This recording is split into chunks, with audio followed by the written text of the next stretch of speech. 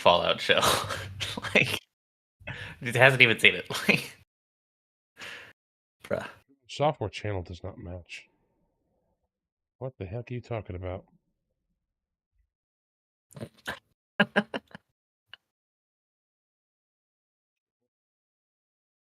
Delete this. Oh boy. So is Grandma gonna show up? Is the Stroke Show gonna show up? Is Pops gonna show up? Did Pops say he was gonna be late or not show up? Did Pops? Pops. Yeah, at King of Candor. I really don't think I'm going to be making the stream tomorrow. I'm scheduled. Streaming. Pops? Oh, we are? Oh. Yeah. Sorry about Did that, Pops say he was everybody. going to be late? OBS just decided to completely crash. I'm not even sure if we're streaming right now. I think we are. Oh. So, yeah, we're just going to roll as if we are. I'm sorry it's going to look a little weird until I can figure out how to get the chat to show up. Bear with me, everybody. Apologies. Please forgive me for my terrible sins. But yeah. Oh, good. It already got the picture of the video that I wanted to show and chat in the background. So while we wait to see who's actually showing up with us today, you have a small little announcement you want to make, sir. Oh yeah, I just finished editing my next novel. I was hoping to release it at the end of last month, but it's probably going to be the end of this week when I actually put it out on Amazon. So take a look out for that. It'll be around. It's gonna be called Scion of the Void, Scion, by Lex Henderson, which is my pen name.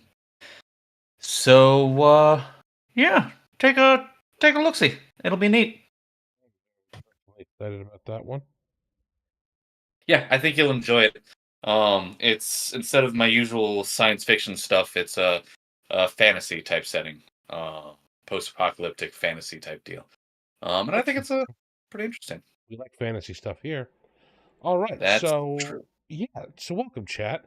Sorry about all the delays. OBS literally crashed as I was going live, which is always a good sign. Thank you, OBS. Very based. And half of the people supposed to be here are very conspicuously absent.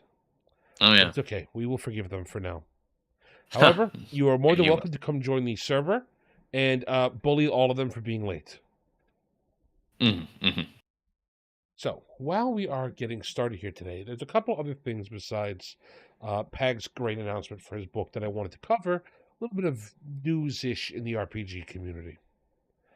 The first one is first of all, important to me personally, I'm now officially monetized.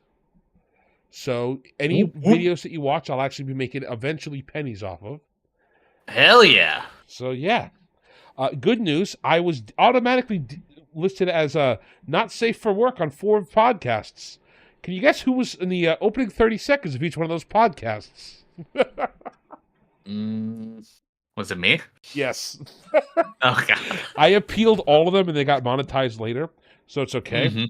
But it's just really funny that each podcast, like, oh yeah, that's the one Pag's on. Oh yeah, that's the one Pag's on. Any ones that you showed up late to, they were fine with. So apparently YouTube it smells you. It's like, oh, we better demonetize this guy. I'm too foul.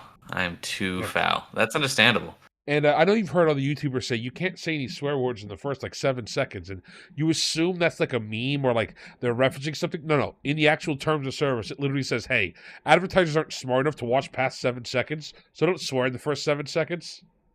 It's quite funny. It's when advertisers are just giant, stupid tyrannosauruses. It's amazing. So yeah. All right. Yes. So I'll try not to curse. At least in the first 7 seconds. Exactly. Yeah. It's going to be difficult. 7 seconds of not cursing is no, it's quite befuddling. Especially with some of the language in this book that we get to go over today. For real. I'm not even going to put the language on the screen, but we'll get to that. So, another piece of RPG news that I wanted to cover is actually one that's really cool and in line with something on my next video I'm going to make. XP Level 3, who, if you've looked at any tabletop gaming content for the past, 4 years now, he's pretty much at the top of the game.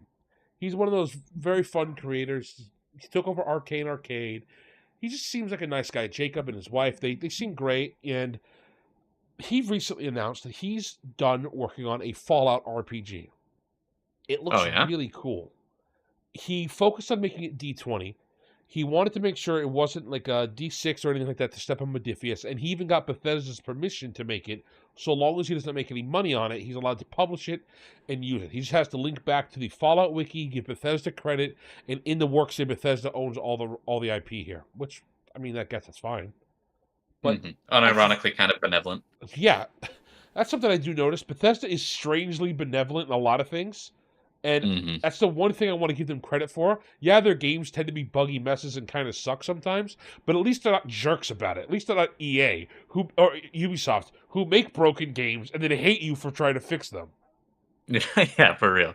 Yeah, they're totally happy with the whole like modding thing, which is just a kind of a breath of fresh air. I'd rather have a nice, incompetent person than an evil, incompetent person. Oh, we got Grandma yeah, here. sure. Hello, Grandma. Hello. How you doing? Happy Thursday. Doing well, thanks. How are y'all? I am A-okay. I'm going to turn you down a little bit. I usually turn you up whenever we're in calls together because when I don't have my headphones on, everybody's quite quiet. So yes, everybody else on the podcast, this is Tuata. We call her Grandma on the server. She's one of the moderators, and she is a lovely person. And she read the book with us today. Wait, is Tuata how it's pronounced? Is it not Tuta? I think it's Tuta, but I'm not really sure. I don't really care how people pronounce it. All right, I was just confused. I was like, "What? Have I been misreading this? The letters in the opposite order? What's going on?" There is a not 0% chance the reason I gave her the nickname Grandma is because I couldn't pronounce her regular name. You know, that's fair.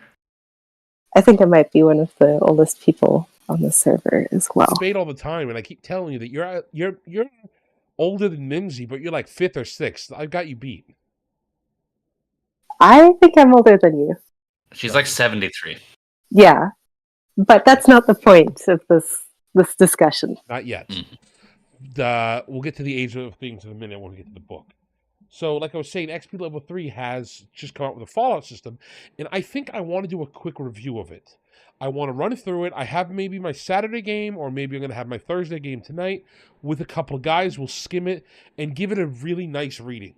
Those of you who've been in the server on the show before know that I'm also working on my own game, and it's interesting that he said it took him 3 years straight of developing the system.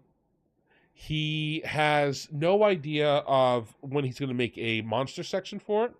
And he said he's not doing a game master section for this version because there's a lot more work that he can put into it right now. He focused solely on the player side, which I think is really interesting that he's going to release it now. Because I know for me, I would want more content in there for that. Then again, I can tell he wants to test the player-facing stuff. So we shall see. Yeah, I mean, testing is the only way that you find out what's really broken, because no matter how much of a gremlin you as a game creator are, you're never more of a gremlin than all of the dirty little animals that get their hands on your game and fuck it up. Can tell you this. Nebula. The guy who streamed this last week, he is a special little goblin. I love him. Exactly. Yeah, so the only way to find out what's hideously broken is by just letting loose a bunch of people on it, which is it's just the reality of the thing. Like, I mean, you see this even in like other forms of games, like online games and whatnot. The same thing happens. It's probably really, really difficult to balance like a card game and shit like that because there's so much stuff. So how can you really know without letting, you know, the like thousands of people who play the game just figure it out on their own? Because they're always going to be more creative than one person. 8,000 heads is better than one. And it's probably even worse for something like that because they're competitive. At least tabletop games are cooperative. So if the paladin is clearly too powerful of a class, it's not going to ruin everybody else's fun. It's just going to kind of make you have to boost everybody else a little bit. Tabletop games are best when they're not balanced, for the record, because the most balanced popular tabletop game ever was 4th edition, and that was horrible. It was so tightly balanced that it removed all the fun from the game. Yeah, people like to be goblins. Yeah, it's what you do when you play tabletop games, exactly. or at least it's what I do. So the next thing that I wanted to cover is another piece of tabletop news. And before we get into the main topic, is actually the Kickstarter, which is linked in the description, to Adventures Dark and Deep 2nd Edition. This is a book series written by Joseph Bloch. I don't know how to say his last name, but Joseph runs a channel called Greyhawk Grognard. He's been basically himself keeping the Greyhawk setting alive for the past 50 years. That's the original setting that D&D took place in. He wrote Adventures Dark and Deep as a kind of a repackaging of the 1st edition of D&D. He's one of the first people to do that and be part of the OSR. With the OGL scandal coming out and them trying to claim ownership of everything, Joseph went back and removed all bits of the OGL, reworded everything, repackaged everything, and reset everything up in a way that makes it so he 100% owns all of this now. This is his game. This is his thing. Yeah, it uses terminology from 1st edition D&D, but Games Workshop, not Games Workshop, Wizards of the Coast cannot claim any ownership of it. His Kickstarter was pretty good. He wanted to raise $2,000, and he managed to raise that in 20 minutes. It's been up for 2 days, and it's up to $25,000. It's about to hit $26,000.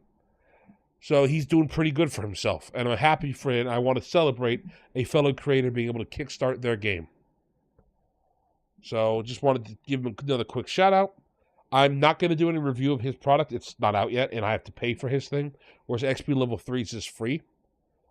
I will probably do the Fallout review, like I said, in my next video. If there's a lot of attention and people really want me to cover Adventures Dark and Deep, I will gladly do it. Now, I think that's all of the... and one more little piece of server stuff. Amazing Astronaut, who's the moderator in chat right now, has made a new video. It is out on his channel. It's a fun little one. It's only a few minutes long. Go ahead and pop it on and give him some watch time, everybody. Hell yeah. And now let us discuss the subject of the hour. T.H. White, The Sword and the Stone, the first book of the Once and Future King quadrilogy. Quadrilogy. So, yeah, it's 4 books. Well, it was supposed to be a pentalogy, but he died. So wrecked. Yeah, dying, not a good way to finish your fantasy novels. Pro tip, indeed. So yes. So yeah, how do you want to kick this off? I think that we start with everybody giving a little bit of their own take on things. First, I'll start and I'll just say I thoroughly enjoyed this book for what it is. I don't think this is going to be added to my top fantasy books of all time. However, if I had a kid or if I had a nephew, I would gladly give them this first book. This is a perfect book for kids. I see why Disney picked this one to adapt into their film with The Sword and the Stone. I really had a lot of fun with a lot of the smaller aspects of this book, but man, sometimes it just kind of it annoyed me. You could tell it was written ancient times. By the way, hello, Daz. Welcome. Yo. How's it going, you handsome piece of fuck?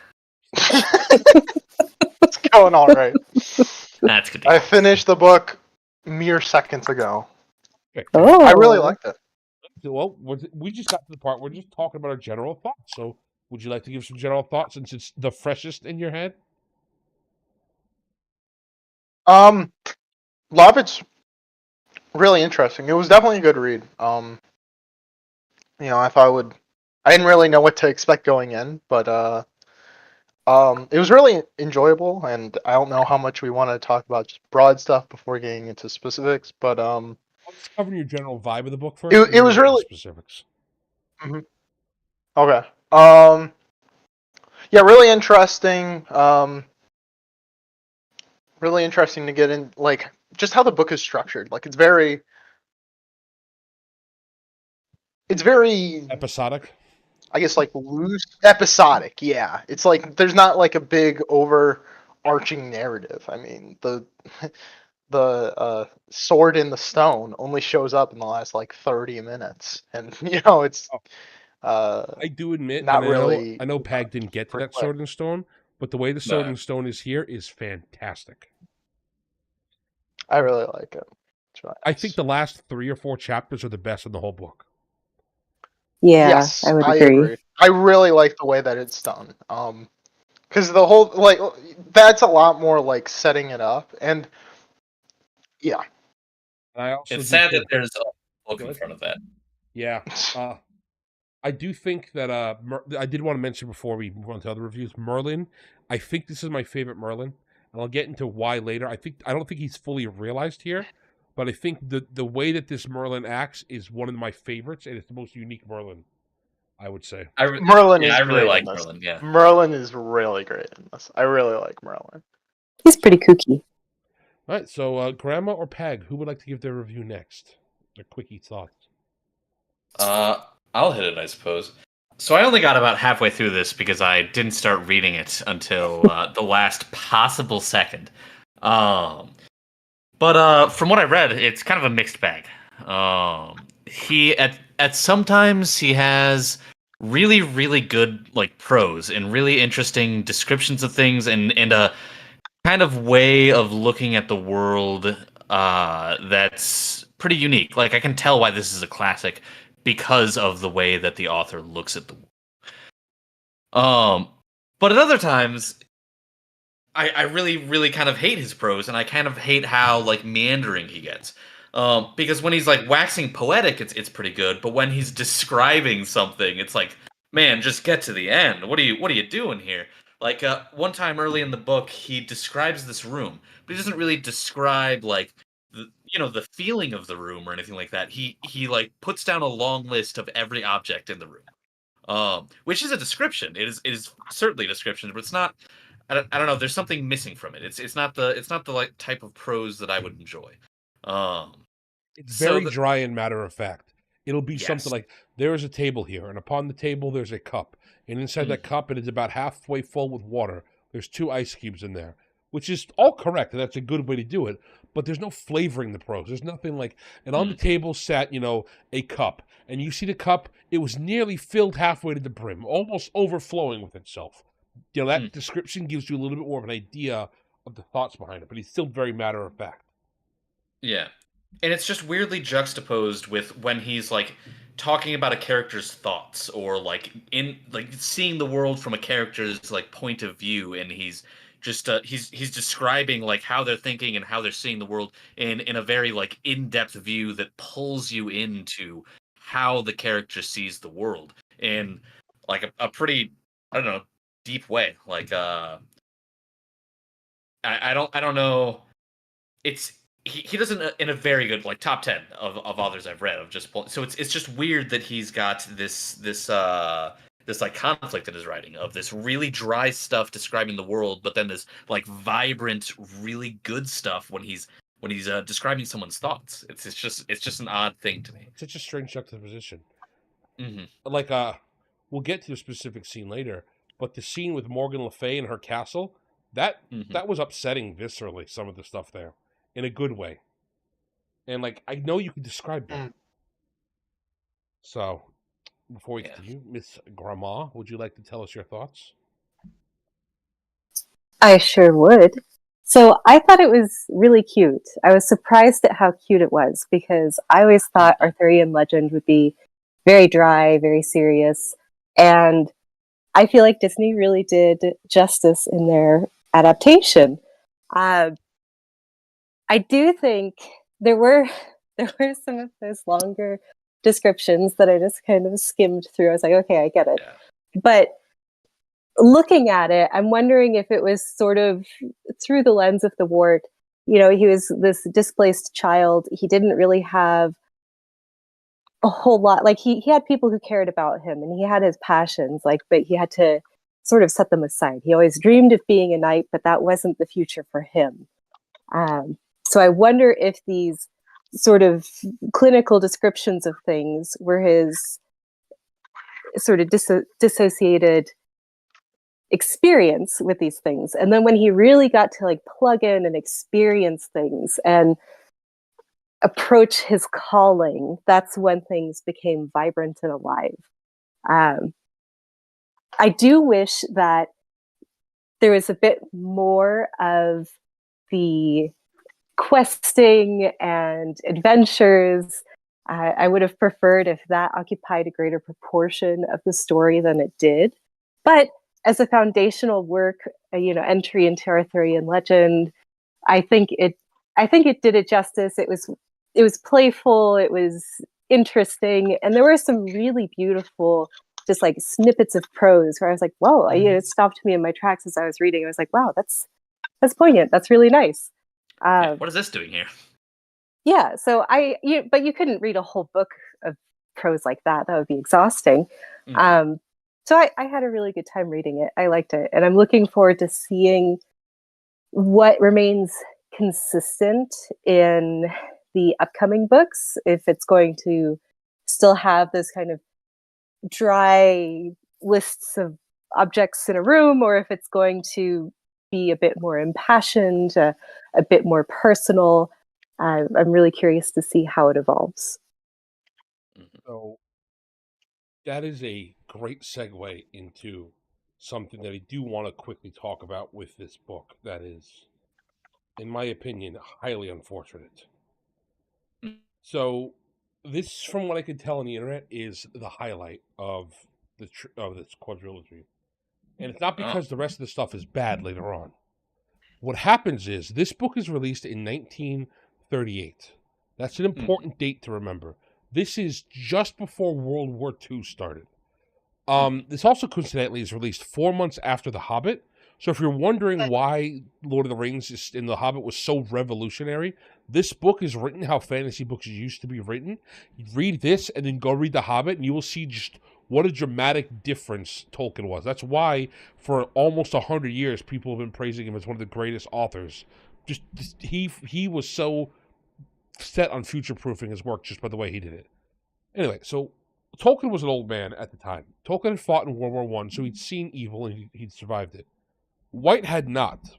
White had really taken World War II hard, to the point where a lot of the rewriting that he does when it's collected into the 4-part book series, he went in and specifically removed the fun, the whimsy, to show how harsh and brutal, and because that was the real world, and he couldn't stand how happy the early versions of his book was, which is a really interesting thing as a creator. That's what he ended up doing, which is strange because I think the whimsy is the most fun part of this book.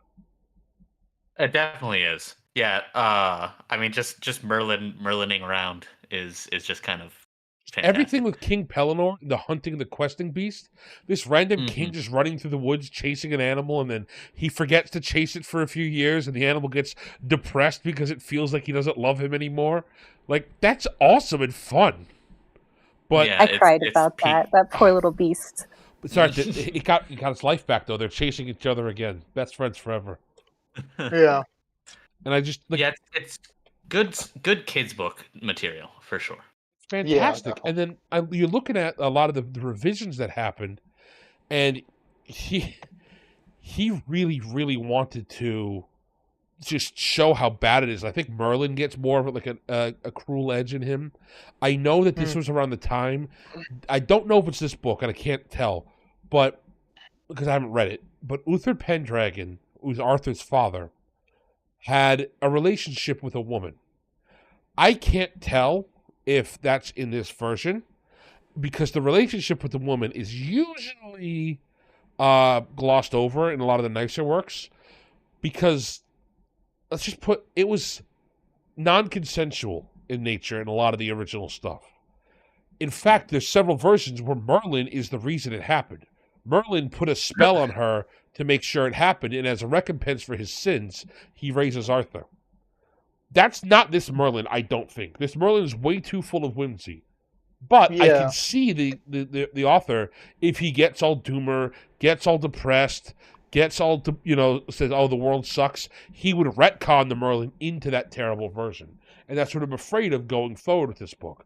because this book's almost 100 years old, and there are still debates online of which version is worth reading, which is fascinating to me that we haven't settled on it, because some people prefer the harder edge in the Once and Future King, and that's the one that people really should get into because it shows how you go from like it's a straight decline from the childhood to adulthood, but then like there's more whimsy added in at times.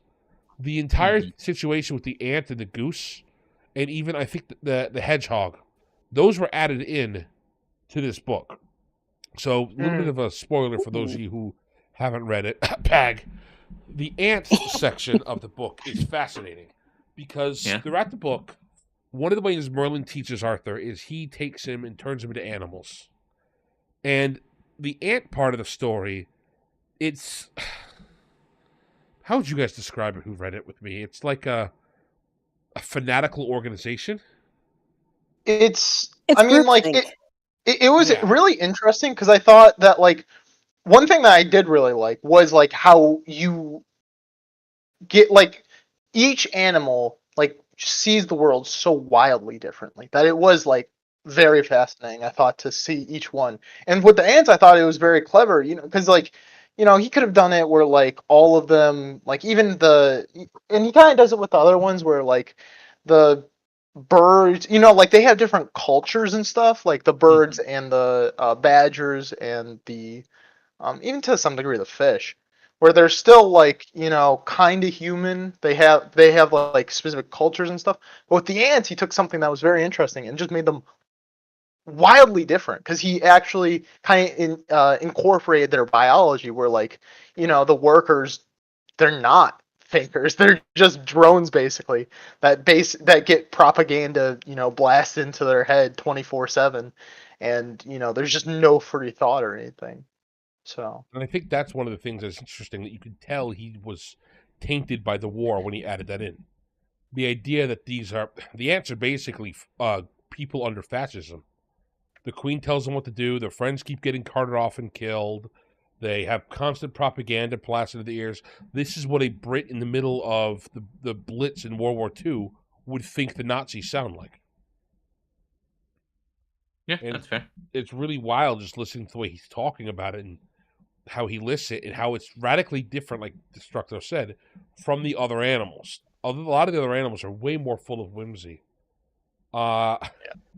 In fact, yeah, that sounds like a complete 180 to like the hawks and the fish. It was pretty amusing. And then you just get like have the ant fascist dictatorship, and he's like, "Oh man, well, I came out of that, and now I don't like the Jays anymore. What happened? What are you trying to teach me, Merlin? what's yeah, going on?" because a lot of it is like, oh, you know, a lot of the other ones are just like, oh, we're a species. Here's our culture. Our culture is different than humans. You have a weird culture, anyways. And then but like specifically for the ants, it's like, you know, it's incorporating a lot of their biology in interesting ways, where it's more interesting. Because again, like I said, you're incorporating biology, which is always a nice feature. I do really like that he was incorporated that. I didn't know that might have been why he incorporated that, but I prefer it. I prefer probably the ants to the. I prefer the way that the culture is for the ants than the other ones, because again, like, you get varying degrees of, like, human. sure, and I'll give you that, but it's Yeah. just you could tell because the ants are about to go to No, war. you can tell something happened. You can tell something happened. Yeah, 'Cause the like I prose said, is different it's too. wildly different. Yeah. It's very different. The ants are very much they're all happy and they're happy to be slaves. And then because he lays a board between two ant colonies, the ants immediately have the war justifications. I think I wonder if I could pull it up, but I remember some of the propaganda that the ants gave were we need to have babies, so because that is our right. And now that we have more babies, we need more food. And we should kill the other ants because they have the food that we need for our babies. We also should kill the other ants because they're having more babies. And them having more babies is a threat to us because we don't have enough babies. So we should have more babies. And it's like a circular logic of why you need to raise a military, which, again, knowing how he feels about fascism and knowing what happened to him, it's very clearly that's what happened to the author. I remember. Yeah, one of them was also like, we need to defend ourselves. It's our right to defend ourselves.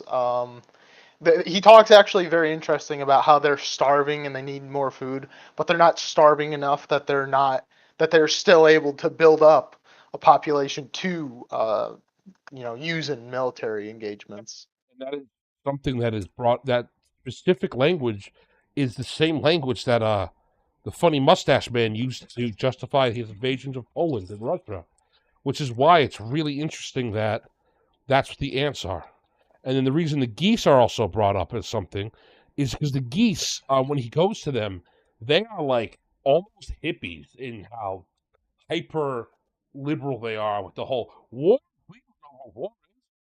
Yeah, the SWAT. Yeah, yeah. Other and we can travel the world, and the EU is great. The way they act is very interestingly juxtaposed to it. Yeah. And I'm not sure if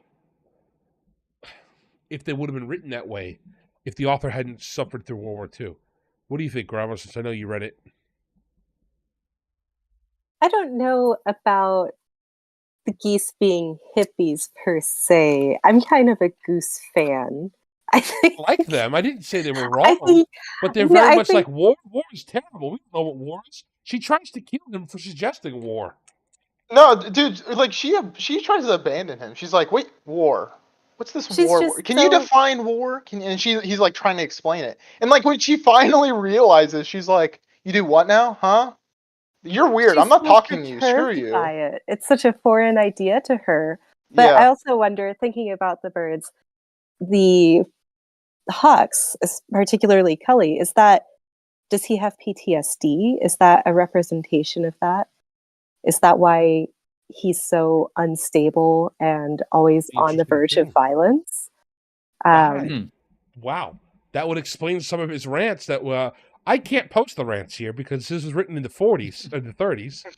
Yeah, they were pretty vulgar. Yeah.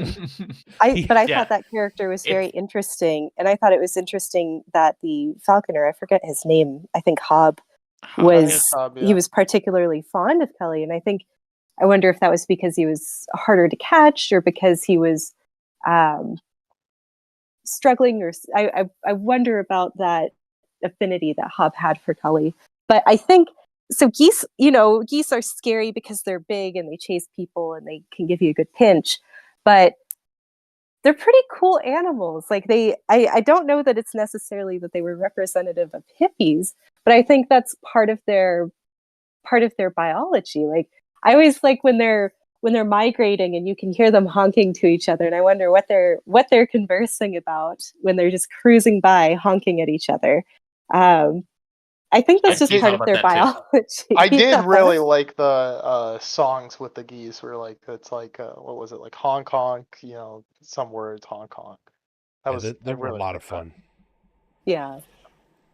That Am I the only person who skips over all the songs in any novel? I have a hard time because I can't imagine like the tune, and I need to know the tune. I can't imagine a tune for them. This is why I always get an audiobook for a book if I'm reading, if I can. I will go to the chapter in the audiobook, skip to the song, and listen to the poor audiobook man try to sing it. It's way more fun that way to listen to some like British man. Audiobook man. See, yep. You know the one because you listen to the same one, Des, where he's like, "Yep, I know. That's why I'm saying it." So that's too cruel for words. Well, no, he has to do it anyway because it's part of the book, and they try to sing it, and it's always like, I at least can get the vibe of the song because and what sucks is a lot of the better written stuff like Tolkien's, you have to read the songs. You're going to be lost if you don't read the songs and know what's going on. But I agree, it's very difficult to visualize because I'm just not a sing-songy person. I don't count the lyrical notes and lyricisms in my daily life. But, yeah, I don't know. It's just really interesting that those two were specifically added in after his suffering with the war. And I think, if I'm looking at the Wikipedia article, it does also say the Hawks had some editing done. So I'm wondering if Cully was way more turned into a PTSD victim. Mm-hmm. Way more N-bombs. Because it was interesting that, like you say, that Cully like a lot of stuff to say. Because the Hawks, I mean, like I think Merlin specifically says like they're like basically the military, but they're not Spartan too. Culture is the word he uses. Yeah, exactly. But like we don't really see they're not hardened in the way that, or as warlike as like the either the ants or the ants mainly. Which is Well, interesting. they're not really collectivists. Like they come together in sort of this loosely assembled constellation of warriors, but it's not really by their choice. So they have this sort of mutual respect for each other, but they're very keen on like hierarchy. Where are you from? What are your credentials? Um, I was When I was young, I wanted to get a falconry license, and I recall seeing this one article online. It was like you never really get a sort of affinity from the animal, but you get a respect from the animal after you've been working with them for so long. And so I was thinking about that when I was reading about the hawks in the book, is that they build this sort of respect for each other. Just they're stuck there. They're not there of their own volition, which might be why he wrote in that they're so fixated on which regiment they originate from and Right. how they rank I guess amongst the others. it's all just that. interesting that he didn't add more like stuff similar to the ants or the swans in terms of like a message after the war. When the hawks Books have that. Is probably why. looking. Okay. The other books Gotcha. really get into the more cynical parts of it from what I was reading at Gotcha. the things, because we have a member of the server who I'd gotten into several discussions with about like what changed between the versions, and he couldn't tell me. And I looked into them, and I'm like, all right, well, what actually changed here? I'd like to know like what's been altered, because I think that's important if I'm going to do a review, that I'm reviewing the right book. I don't want to just review any of these things because they're cool and all, and I really like them. But I want to know what's changed. What's the difference? But yeah, it's because I know one of the most important details is actually in book 3 with the ill-mated knight. Lancelot's ugly, which is really fascinating. Like Lancelot is hideous and nobody likes him. And they throw like stones at him, so that's why they put him in the helmet. And that's why he's trusted to guard Guinevere, which causes that whole problem. That was something interesting, and I know this is skipping to a different point, but like, I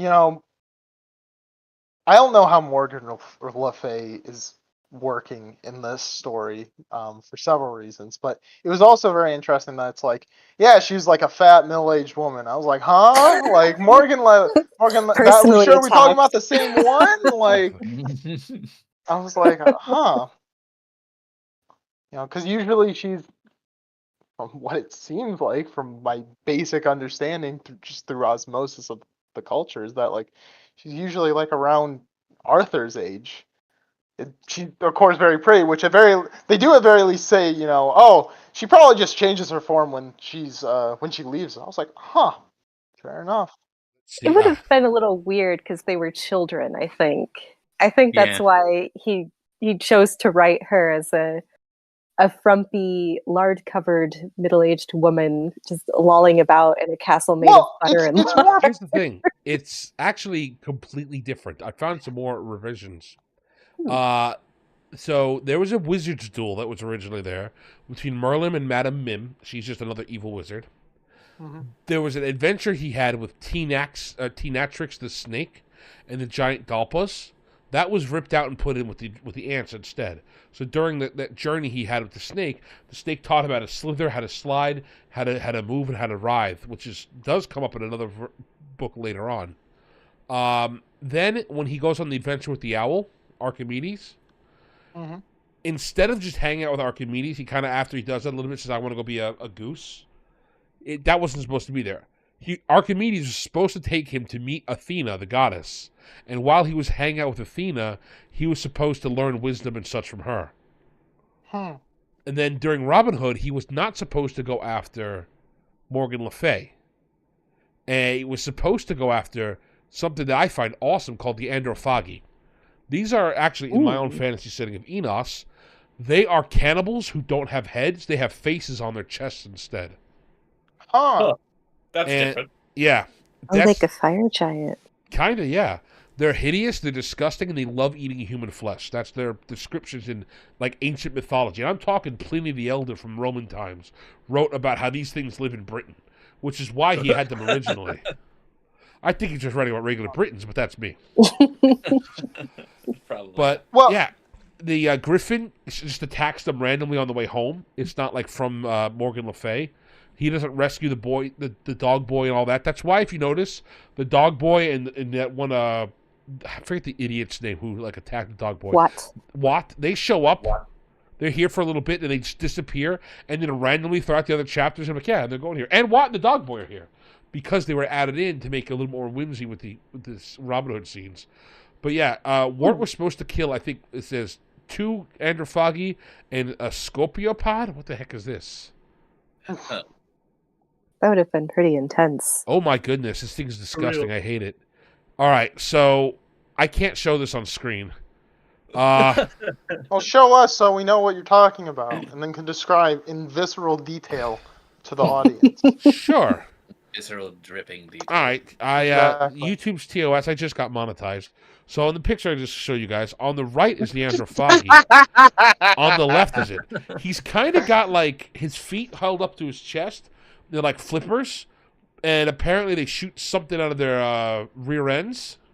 I think he's getting something shot into his rear end. Yeah, he got an arrow to Yeah, the he's gonna tuchus. shoot in. Yeah. Oh, maybe he did. Yeah, because see, he's got the bow and he's got Here we the go. Oh, they only arrow. got 1 foot. They're mythical dwarf creatures with a single large foot extending from the leg, centered in the middle of their bodies. They're also known as the Shadow Feet people. Well, that's cool. Dude, they had this in Narnia. They had this in Narnia. That's They crazy. did, you're right. That's wild. Huh. Yeah. These things are also noted by Pliny the Elder as being in India, which is funny. Because he's like, yes. Cestia speaks of another race of men who are known as the Monocoli or Scopioli, who only have 1 leg, but able to leap with surprising agility.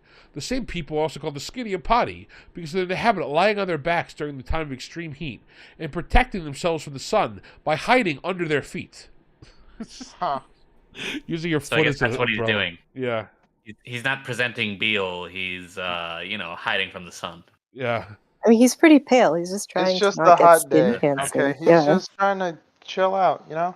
If I had a flipper, I'd do that. Wouldn't you? Mhm. Yeah, they're in the Voyage of the Dawn Treader. Here it is. It says it right here on their Wikipedia. You're right. You're right, bro. You're Yep. right. Look, Yeah. I saw the what's it called? I saw the BBC. You saw the BBC. The Interesting. I wanna go get BBC into that made a live action. Actually, it was a TV series, I think, and they had it in those. And I was like, huh, yeah, that's a thing, I guess. And all I'm going to say is I am terrified for the new Narnia TV show that It's gonna be so Amazon's gonna bad. make. It's gonna be so bad. There's no way. There's The no chick way. Who directed Barbie's in charge of it? I know. There's no way. There's no way. It's like one of the most hyper Christian works ever created, to the point where C.S. Lewis would throw rocks at people who didn't understand that Aslan's Jesus, and like yeah, they're gonna try to adapt that right now from Amazon from a hyper feminist lady. yeah. Just I don't No, think it's I- gonna go well. I have Everybody a involved is buddy gonna be who- upset. Yeah, I had a buddy who like is high. He showed all of the BBC miniseries for Narnia, and like, I swear, like 3 or 4 times during that, probably more. He was like, "Yeah, Aslan's just Jesus. They confirmed that in like the last book or whatever." I'm like, "Huh? They do what?" I was like, "Okay."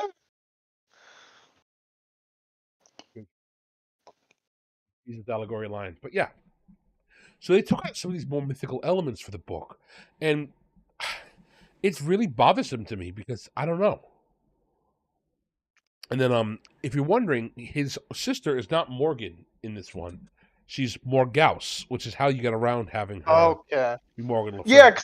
Yeah, because that's more what I was wondering, Grandma. It wasn't so much that, like, oh, it's weird that she's, it was weird that she showed up at all in this part, because I'm like, she's supposed to be the same age. And I get that, like, you want to have, like, a villain or whatever, but, like, how does that work with, like, Mordred and stuff? Like, that's a little important most of the time, so, and having Morgan be, like, older and probably not his sister, like, that screws a few things up. Yeah, so You expect this version, if they're going to be more whimsy and happy, would remove the it being his sister. I can tell you right now, it does not.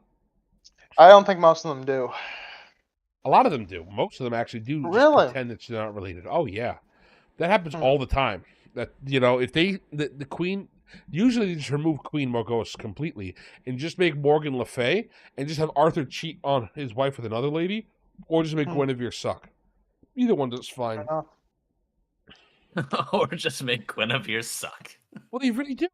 They just make her just cheat on Arthur with Lancelot for no reason. It's like, well, technically in the original stuff, she's almost justified because Arthur cheated first. I don't want to get into the weird sexual, power dynamics there, but that's the argument. Well, that's the argument behind it. No, it's just funny. The fact that we've got I this first understand. book, which is just like, children's whimsy book, and then you're like, oh yeah, later in the series there's sexual politics and all this Well, he nonsense bangs his going sister.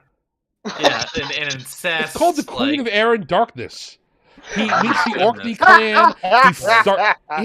He meets the Orkney clan in order to show them who's boss. He goes and bangs their mother, which is his sister.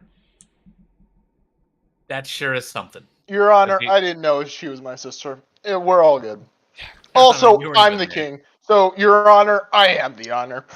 Mhm.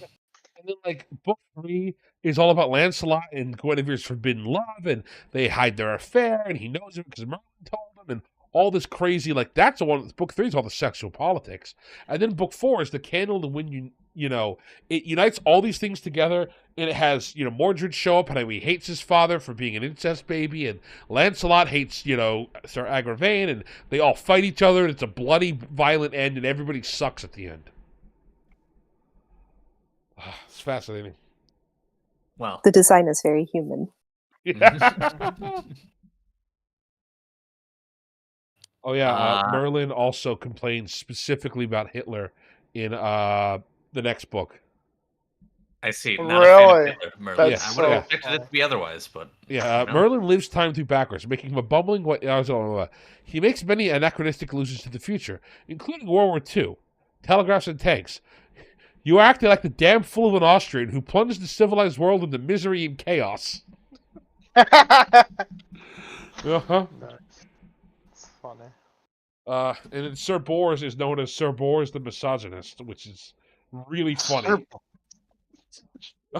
Being in the Middle Ages and hating women so much at a time when women were locked in castles that they give you the title of the Misogynist. Hey, you got to strive for something. It's like when the KKK sent a letter to Lovecraft. Please stop being so racist. You're making us look bad.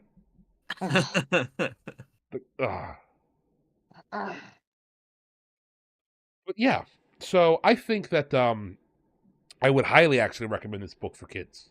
I do want to get back to the actual book itself. You might have to pare away a little bit of language here and there for a young kid. So a lot of the language is dense. Mainly Cully. I can't think of anyone but Cully who does that. A lot of the language except for Cully is dense, but a lot of the things Cully says, if you take what Grandma said, that he's got PTSD, you can easily tell a kid this guy's, the things he's saying are not right. He's suffering from, PTSD. You could explain that to a kid, and the kid will say, "Oh, these are just insulting bad words." You can easily have Cully's red pill. A lot of kids, as soon as they hear insulting bad words, they're like, "Let me just say this over and over again." It's best to, just not worry about it for a while. Just not teach them those words. Mm-hmm. These are insults. Don't bring them up, kiddo. Don't say them to the help. Have we talked about Dog Boy yet? We have not. We just hit the broad strokes. So go ahead. Go into specifics. The idea of having a specific role in your castle in your little thing, your community of the Dog Boy, who's literally just a child he sleeps with the dogs. He sleeps curled up in a pile with the dogs. And he just makes them friendly just by living with them, and he's real good to the dogs. The idea of that is just really funny, and it's doubled up by the fact that the reason he's the Dog Boy is he's disfigured and they threw rocks at him. So Well, you're the dog boy now. I was gonna say it's not really like a choice he had because I don't. Yeah. It doesn't sound like the dog boys before probably did that. It's mainly because whoever's the town disfigured gets to be the dog boy, and that's their job because the dogs don't care they're disfigured, while the kids will just throw It's rocks. important to remember, Watt apparently disfigured him. There's a point in the book where it says Watt ripped his nose off. Watt doesn't remember that, and Watt had his nose ripped off, which drove Watt insane because they both used to be the dog boys. And then later on, Merlin fixes them with rhinoplasty and gives them noses, but then they rip their noses off because they don't like it. Yeah. Yeah, they're like, this sucks. I'm fine without having a nose. I'll just, They've made peace with their trauma. They love themselves no matter how they look. And dogs. Mm-hmm. Honestly, being the dog boy doesn't sound that bad. Gonna be real here. Gonna be real. There's like 15 dogs to hang out with, and like, your whole job is just hanging out with dogs and making sure they're well trained and well cared for. That really doesn't sound too bad. Gonna be real. The part that's bad about being the dog boy is not being the dog boy. It's that a prerequisite is that you have to apparently get your nose bitten off because this is the second time it's happened. And that means that you will get rocks thrown at you when you're just trying to walk and get groceries by young children. So no matter where you go, you'll just be pestered and hated. So that's the part that probably gets people to yeah, but if you could put forward a stunning resume so good that you didn't have to do that, and you could still if you could avoid that one little step, it would be a great job. Absolutely. Don't get me wrong. Mm-hmm. I also think it's the losing the nose that's not fun. On the dog situation, I think it's really sad how the head huntsman comes to town and he's all like, I wanted to just hunt rabbits, but the stupid king keeps making me hunt pigs, and I don't know why he likes pigs. Rabbits are more fun because they're clever. And then he gets his dog gored by a pig. Yeah, that was a really cool moment where, he's like, where Robin Hood, just chops off the dead dog. It was heartbreaking. Yeah, it was really good. Cool. It was heartbreaking. I mean, it's cool. Look, it's heartbreaking, and I like how it's heartbreaking. And it's... I love killing puppies. Like it. Killing dogs is my favorite pastime. Rose Christie gnome. Exactly. Look, I'm just saying, if we could kill dogs and kill babies and they all go to hell, that would just be perfect. That's all I'm saying. Okay. Hey, you can't talk bad when about I say cool, I mean I like it. Okay, I like it. Oh, that's better. No, wait! I love killing dogs. Wait. It was done very well. It was a good dog killing. It was a poor taste, but great execution. Another thing I think I want to bring up on this subject is change it. Robin Hood just shows up in this book. Yeah, dude, that was wild. Dude, no, it's Robin Wood. Excuse me. No, it's Robin Hood, but his actual name is Robin Wood, but no one knows that. So everyone's. I do also like how the king after the dog or after it's after the creature. He's like, yeah, I know you're Robin Hood. I don't care. Let's go and help this creature. I was like, okay. Pellinnor's based. Yeah, it was wild though. That it's just and Robin Hood is here. I'm like, Robin, huh? We're doing what now? Robin Hood. Yeah, it's like, where did this guy come from? Why are we just mixing this up? What's going on here? Even funnier because they're just walking through the woods and they see a big guy and he's really cool and he looks tough and brave. I'm like, okay, do I care about him? And he's like, you might know me. I'm sometimes known as a little guy. I'm like, am I supposed to know what's going on here? Yeah. It's like, yes, a little John, if you will. I'm like, no way. He's got to be referencing the fictional character, and they're like, oh my God, you're Robin, you're Little John from fiction. Like, wait, they got fiction written about this guy already? Okay. And like, yes, I am that Little John. Let's go meet Robin Hood and Maid Marian. And Friar Tuck's been kidnapped by a witch. No, dude, that was so wild too. Because then it's also and Robin Hood is 30 years old, but he dies at 87. I'm like, he's 30 years old and he's already this well known to be fiction? What is going on? Yeah. I was like, huh? Okay. Yeah, I feel like there's a lot of that, a lot of stuff that just kind of happens. It just happens, and it's just like, well, okay. I mean, I guess if that's what's gonna happen, book to be fair, now, I guess. To be co-op fair, for a lot of it. Wart Yeah.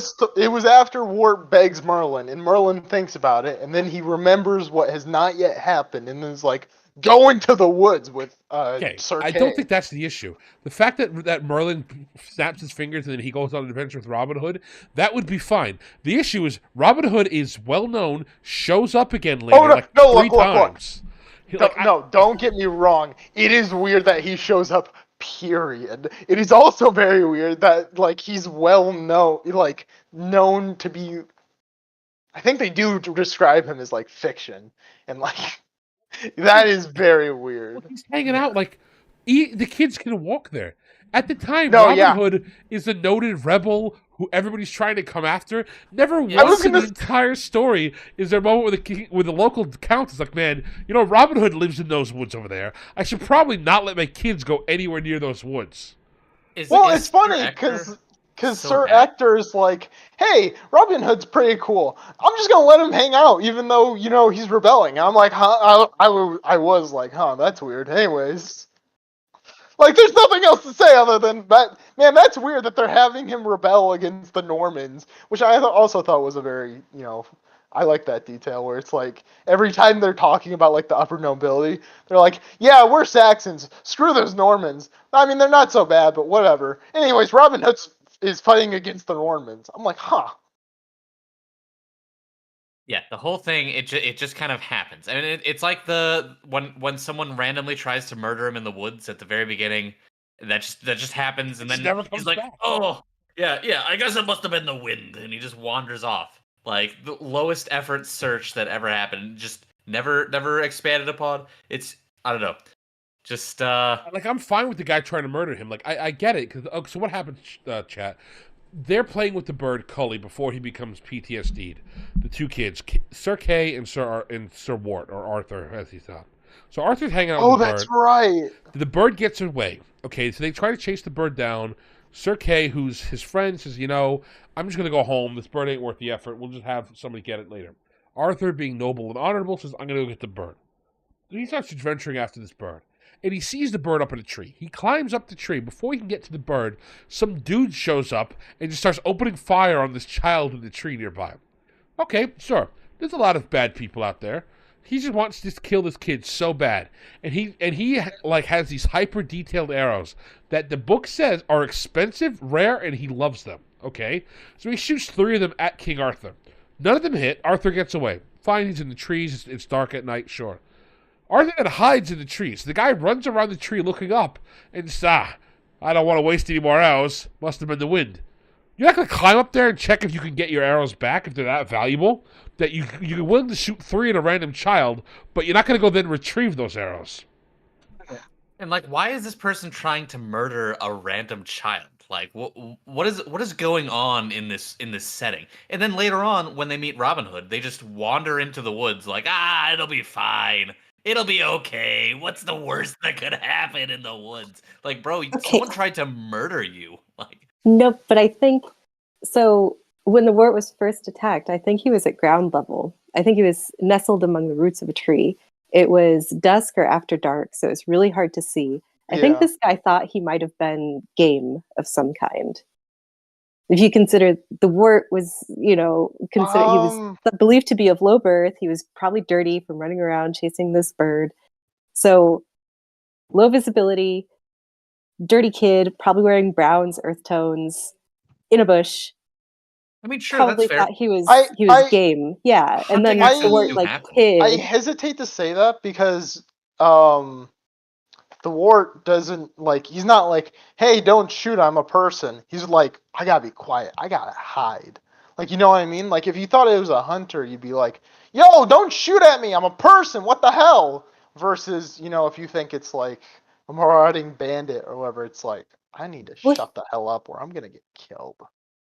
I don't know, I feel like he would probably be so frightened that it would be a natural response to want to hide and be quiet. Because you don't know what kind of threat you might be inviting by speaking up.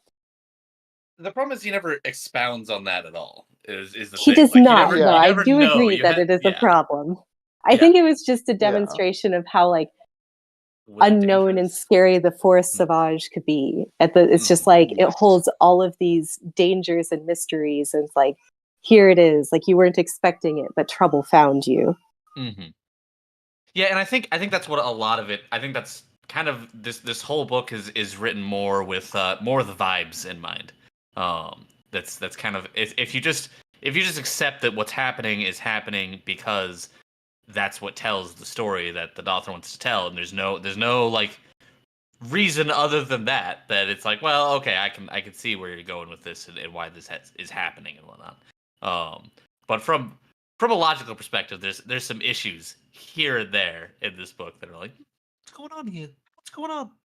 There are, but it does also deal with like predestination, and I think probably some of the issues could be written off as like part of the lore that Merlin, he travels back. I don't really understand it, but he goes backwards in time and he's aware of things. Yeah. He is Benjamin Butler and he can see. Yeah. Exactly. Right. So I found the passage. It's on page 20 if you all want to read at home. So this is after he's just found Cully in the tree, and he's leaning over there like, I can get him. It's the bottom, like Grandma said. At this, there was a quick whir and a smack, and the wart found an arrow sticking in the tree between the fingers of his right hand. He snatched his hand away, thinking he'd been stung by something, before he noticed it was an arrow. Then everything went slow. He had time to notice quite carefully what sort of an arrow it was, and how it had driven 3 inches into the solid wood. It was a black arrow with yellow bands around it, like a wasp, and its cock feather was yellow. The 2 others were black. They were dyed goose feathers. The wart found that although he was frightened of the danger of the forest before it happened, once he was in it, he did not seem frightened any more. He got up quickly, but it seemed to him slowly, and went behind the other side of the tree. As he did this, another arrow came whir and frump, but this one buried all except its feathers in the grass, and stayed still, as if it had never moved. On the other side of the tree he found a waste of bracken, 6 foot high. This was splendid cover, but it betrayed his whereabouts by rustling. He heard another arrow hiss through the fronds, and what seemed to be a man's voice cursing, but was not very near. Then he heard the man, or whatever it was, running about in the bracken. It was reluctant to fire any more arrows, because they were valuable things, and would certainly get lost in the undergrowth. Wart went like a snake, like a coney, like a silent owl. He was small, and the creature had no chance to get him at this game. In 5 minutes he was safe. The assassin searched for his arrows and went away grumbling. But the wart realized that even if he was safe from the archer, he had lost his way back to the hawk. Yeah, I just love how he searches around for 5 minutes. Like, that's all. 5 minutes, then he's like, 5 minutes, that's all I got time for today. I gotta get out of here. I got some more murdering to do over there. I love killing kids! Well, that's the thing that's weird. Like, if he thought he was an animal, he shot in between Wart's fingers. Like, I'm going to assume that he wasn't aiming for that. Let's just assume he was aiming for his hand. You see a kid's hand, I don't know if you've ever been hunting. Hands are not usually something that you take pot shots at. That's true.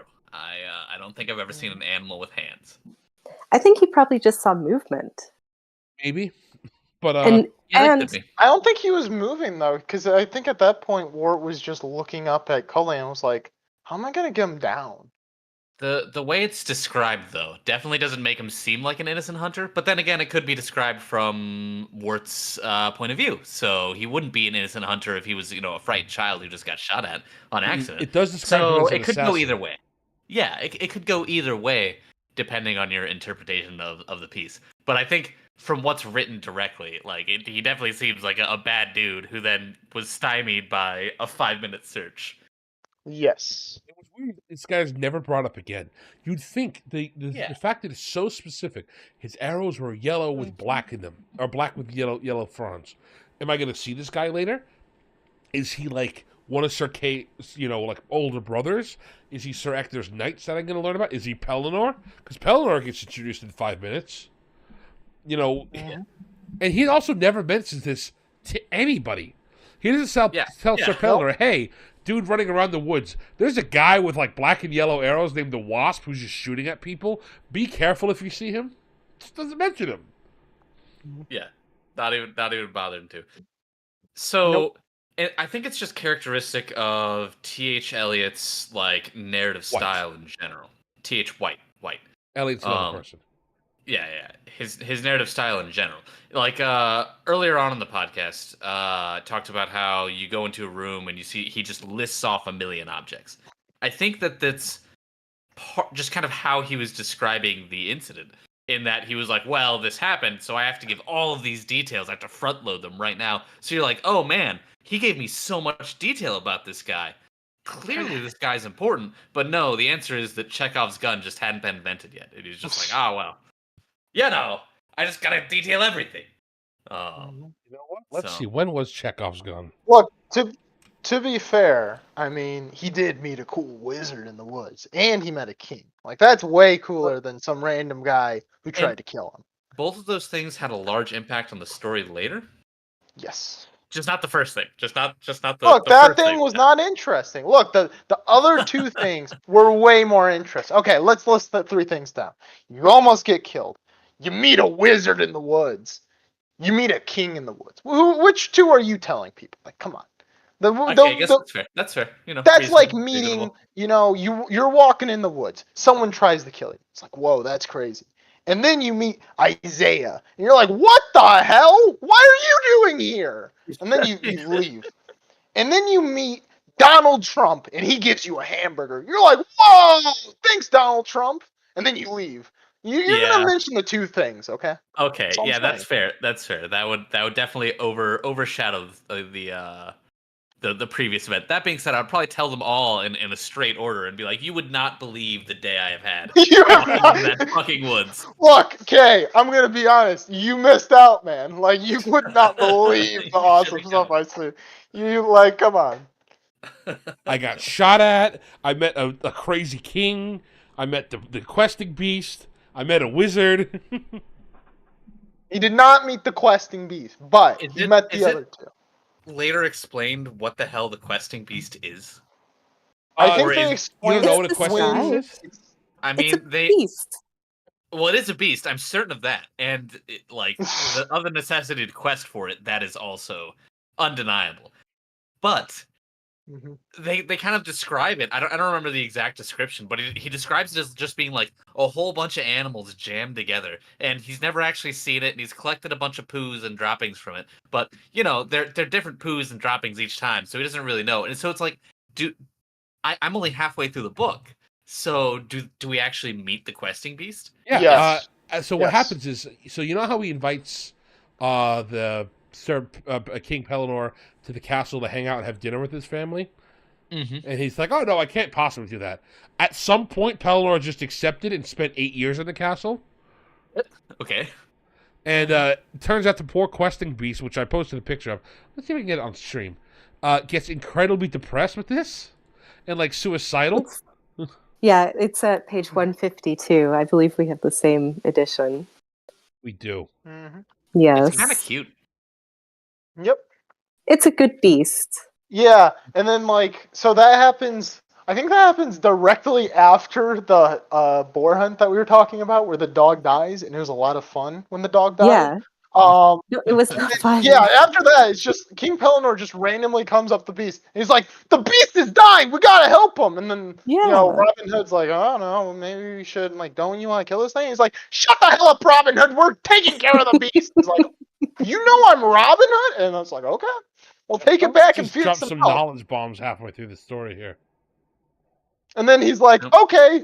And then they just like start doing like a Scooby-Doo chase. They start talking about how it's a Scooby-Doo chase where like sometimes King Pellinor is chasing him. Ooh. And sometimes the beast is chasing him. Ooh. And it's like, okay. I mean, I thought it was cute. I think I liked it, but it's like what I was like, okay, this is happening, I guess.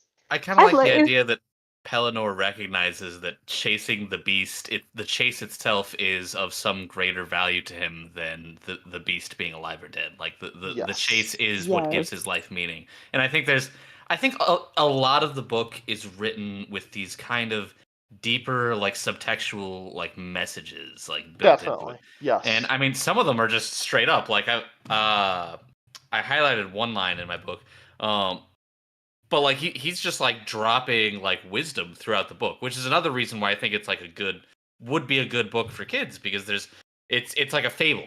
It has messages and things like that that are just encoded into it to just download into your child's brain while they're young and able to I know you haven't got into it, but there's a part that Chat, here's the question. I don't know if it's like a message, but it's it's at the very end. It's near the end. It's very close to the end, and it's the final. It's the day. It's like a week before Sir Kay is knighted, and it's the final. Merlin's like, "Hey, after this is the final time you're gonna change, and after this, I'm gonna have to bounce, dude. I'm sorry, but like, you're gonna be a squire. Kay's gonna be a knight. You're gonna be his, squire. So, we still got, one more lesson. And so he talks to the Badger, and the Badger has this essay that he wrote. Oh, I think the Badger's essay is the highlight. The human another question. Highlight. Exactly. I really like the Badger's essay. I really, really, really like it. So I'm going to be honest. If you told me I had to fix this book, I would probably say read the first 3 chapters. I'd rewrite the entire middle. There's a lot of fluff in there, but then the last 5 chapters are bangers in this book. Yes. So, I'm sure you guys can pipe in when if I get something wrong, but a big part of it is basically the Badger goes over basically his theoretical, during the 7 days of creation, where he goes oh yeah, on the 4th and 5th day, everyone got to choose, and everyone basically was in a character creator where they were min-maxing their stats. So the Badgers were oh, I want to have skin that's super tough, and I want claws for hands because that'll be awesome. And the birds are yeah, I'll have wings and can fly and stuff. That's awesome. And then, but I found it. And then it's okay, so everyone chooses the thing. Yeah, no, go ahead. All right. I think it's good enough that it should be read. Yeah. So, the Badger is currently, the setup is, after the Wart talks to a couple people, he gets turned into this Badger, and he's talking to the Badger, and the Badger's like, "Hey, I want to read to you my dissertation because I'm just writing a paper." And he says, "But before we get into this came about as a question that I had. People often ask as an idle question whether the process of evolution began with the chicken or the egg. Was there an egg out of which the first chicken came, or did the chicken lay the first egg? I'm in a position to say that the first thing that was created was the egg. When God manufactured all the eggs, out of which all the fishes and the serpents and the birds and the mammals and even the duck-billed platypus would eventually emerge, he called the embryos before him and saw that they were good." "Perhaps not to explain," added the Badger, loading his papers nervously and looking at the Wart over the top of them, "that all embryos look very much the same. They are what you are before you are born, and whether you're going to be a tadpole or a peacock or a camelopard or a man, when you are an embryo, you look just like a peculiarly repulsive and helpless human being." I continue as follows. "The embryos stood in front of God, with their feeble hands clasped politely over their stomachs and their heavy heads hanging down respectfully. Now God addressed them. He said, 'Now you embryos, here you are, all looking exactly the same. We're going to give you all the choice of what you want to be. When you grow up, you will get bigger anyway, but we are pleased to grant you another gift as well. You may alter any parts of yourselves into anything for which you think will be useful for your latter life. For instance, at the moment, you cannot dig. Anybody who would like to turn his hands into a pair of spades or garden forks is allowed to do so. Or, put it another way, at present you can only use your mouth for eating. Anybody who would like to use his mouth as an offensive weapon can take charge by asking, and be a cork-and-drill or a saber-toothed tiger. Now then, step up and choose your tools. But remember that what you choose you will grow into, and will have to stick to." All the embryos thought over the matter politely, and then, one by one, they stepped up before the eternal throne. They were all allowed 2 or 3 specializations, so that some choose to use their arms as flying machines and their mouths as weapons, or crackers, or drillers, or spoons, or other things. Others selected to use their bodies as boats and their hands as oars. We Badgers thought very hard and decided to ask for 3 boons. We wanted to change our skins for our shields, our mouths for weapons, and our arms for garden forks. These boons were granted. Everybody specialized in one way or another, and some of us in very strange ones. For instance, one of the desert lizards decided to swap his whole body for blotting paper, and one of the toads who lived in the droughty antipodes decided to simply be a water bottle. The asking and granting took up to 2 days long. They were the 5th and the 6th, so far as I remember, and at the very end of the 6th day, just before it was time to knock off for Sunday, they had to got through all the little embryos except for one. That embryo was man. "Well, our little man," said God, "you have waited until the last and slept on your decision, and we are sure you've been thinking all the time. What can we do for you?" "Please, God," said the embryo, "I think that you made me in the shape which I am now, and I have for reasons best known to yourselves, and that it would be rude to change. If I am to have my choice, I will stay as I am. I will not alter any of the parts which you gave me for other and doubtless inferior tools, and I will stay a defenseless embryo all my life, doing my best to make the few feeble improvements out of wood, iron, and other materials which you have seen put before me. If I want a boat, I will try to construct it out of trees. If I want to fly, I will put together a chariot to do it for me. Possibly, I have been very silly in refusing to take advantage of your kind offer, but I have done it and have done my very best to think it over carefully, and now hope that with feeble decision and small innocence you will find favor with yourselves." "Well done!" exclaimed the Creator in delighted tones. "Here, all you embryos, come here with your beaks and whatnots and look upon our first man. He's the only one who guessed our riddle. Out of all of you, we have granted pleasure in conferring upon him the order of the dominion over the fowls of the air and the beasts of the earth and the fishes of the sea. Now let the rest of you get along and love and multiply, for it is time to knock off for the weekend. As for you, man, you will be a naked tool all your life, though a user of tools. You will look like an embryo until they bury you, while all the others will be embryos before your might, eternally underdeveloped. You will always remain potential in our image, able to see some of our sorrows and feel some of our joys. We are partly sorry for you, man, but partly hopeful. Run along, then, and do your best. And, man, listen before you go." "Well?" asked Adam, turning back from his dismissal. "We were only going to say," said God shyly, twisting his hands together, "well, we're just going to say, God bless you." Yeah. Well, that's nice. That's the Badger's theory as to how humanity work.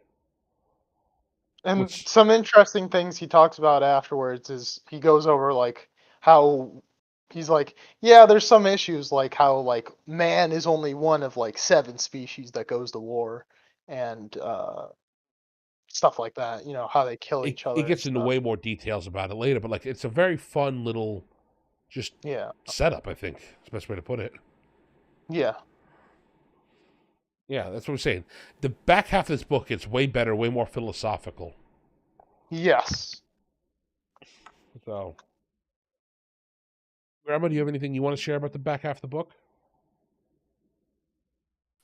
Oh, I liked how all of the spirits came together to help him with the sword. That made me cry. Yeah.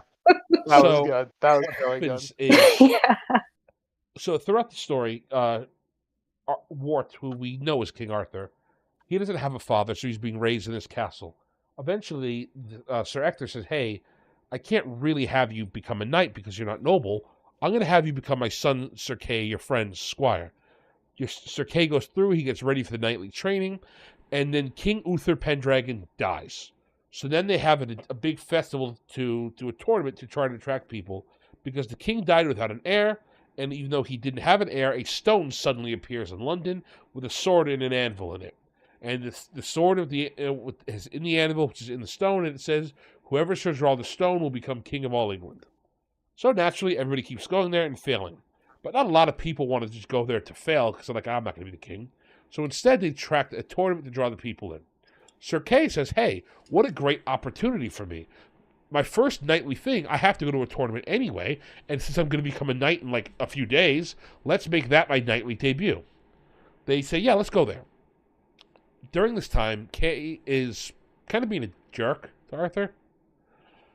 And Yeah, they've explained that basically because since he's about to be a knight, he's really let it go to his head, and he's like, oh, my squire, like, he's a squire, he's less than me, so of course I'm not gonna hang out with him. Like, why would I hang out with my squire? I need to hang out with knights and do knight stuff. Like, I can't hang out with a squire. Like, Ward is a stinky nerd. Nobody likes him anyway. yeah, exactly. Yeah. I know. We Ward literally needs to went be and killed shoved a in a griffin locker. together, but who cares? Yeah. Oh, I do want to also mention, Uh-huh. I am retarded, so I was not.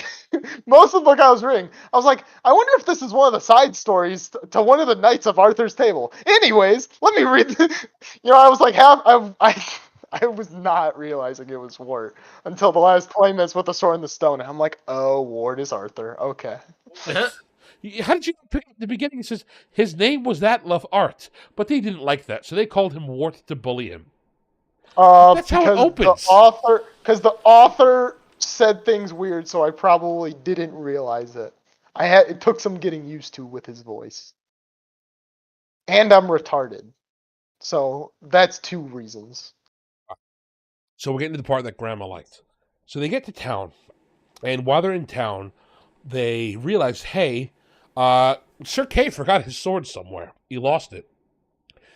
So, like an idiot, Sir Kay is like, well, I need a sword right now. Arthur, I'll pay you $1, little boy, if you go all the way back to the previous town we were in and get my sword. And Arthur's like, bro, like, you could have just asked. We're friends. And he's like, but it's a shiny dollar.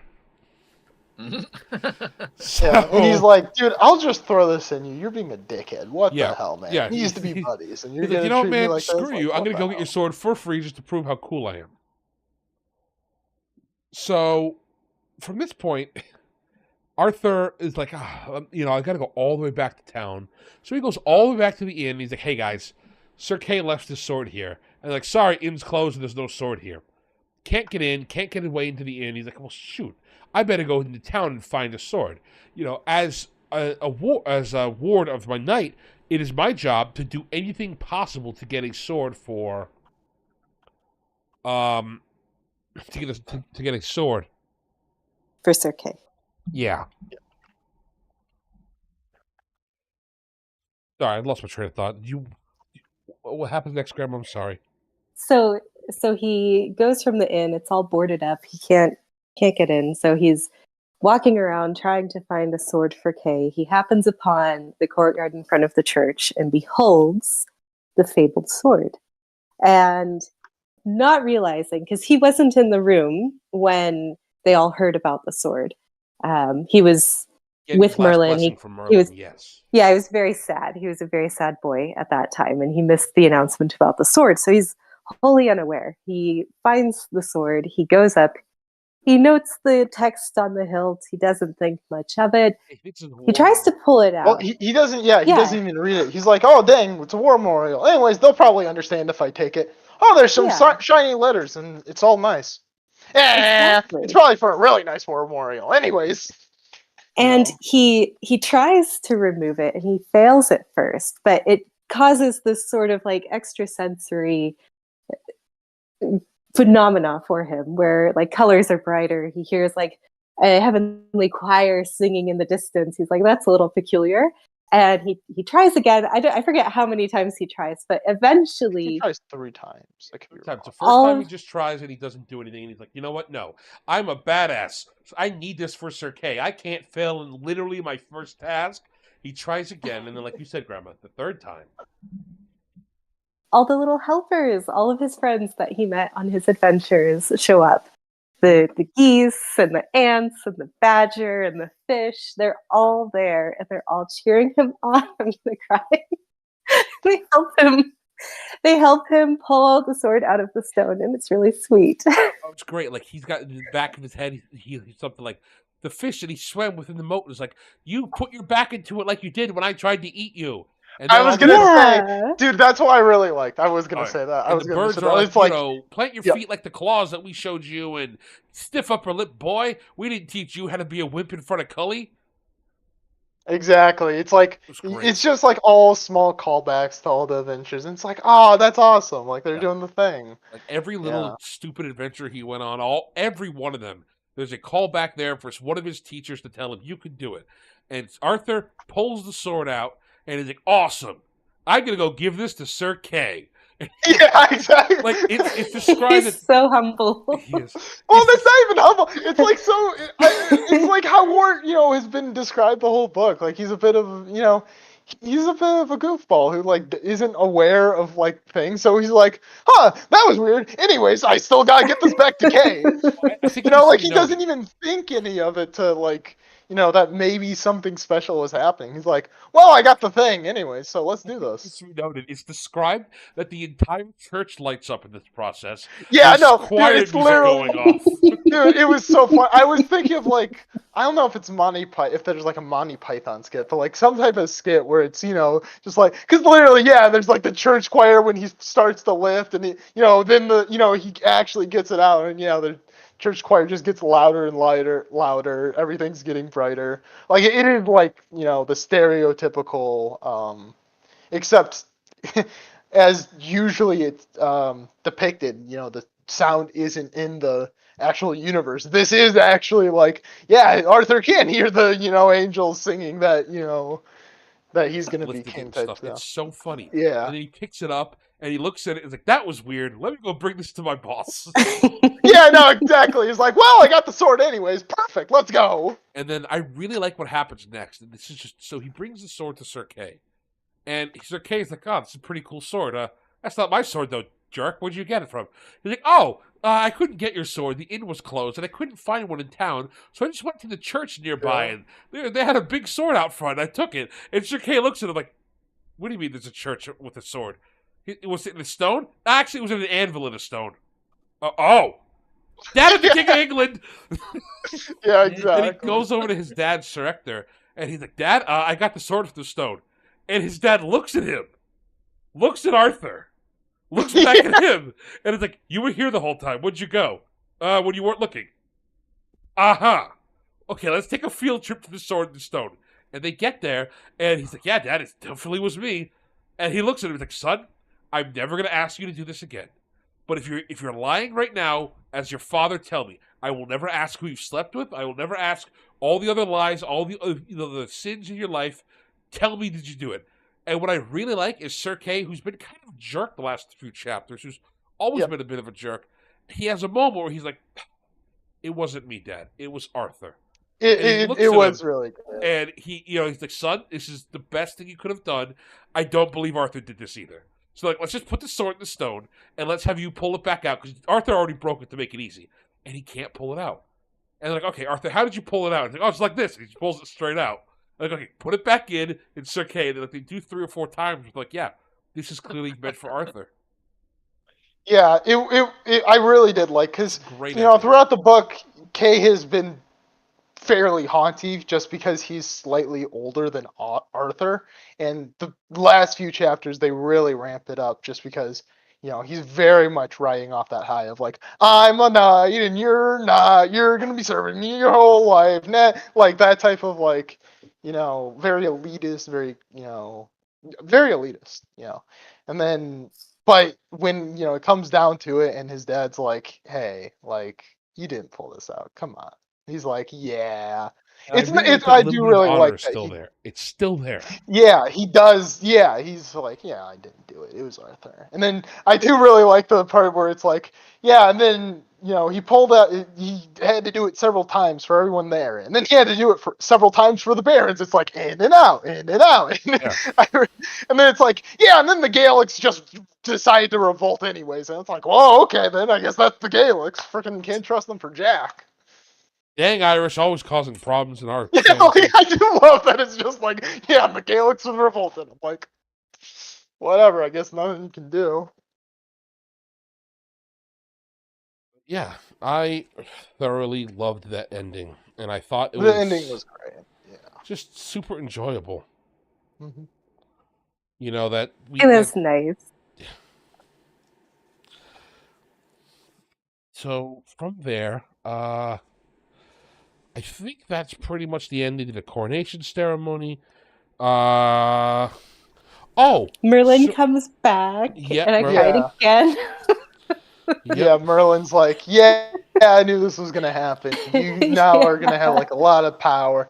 It's also gonna really suck, but like, I'm here for you, man. He looks at So him and says, "We're in the let's end do game this. now, buddy. You got this." Yeah. So, I speaking of Merlin, go ahead, Grandma. Oh, well, just like holistically, I like that there were these sort of like adventures and misadventures, and Arthur just had to trust in Merlin, and he eventually ended up right where he was supposed to be. And I always think about when he wanted to be a bird for a second time, and he really wanted to be a thrush, and Merlin was like, maybe don't be a thrush, and he kind of like kept pestering him. And then Kay shows up. He had just been out hunting birds, and he had a dead thrush in his hand, but there's all these like close calls, and it's like he's just like a hair's breadth away from like falling off the track of his destiny, but he still makes it there. And I really like that. I think Kay has an inferiority complex, and that's why he wasn't so nice all of the time and why he lied about the sword. But I love that he redeems himself by telling the truth in the end. So that's It's just very wholesome and fun. And that's one thing I really yes. like about this whole story. I was describing it to my dad, and I think I described it as reading several Magic Treehouse books at once, with each little vignettes and small little stories that have a lesson and something to learn. And I think that's a good way to think about each one of these chapters, essentially.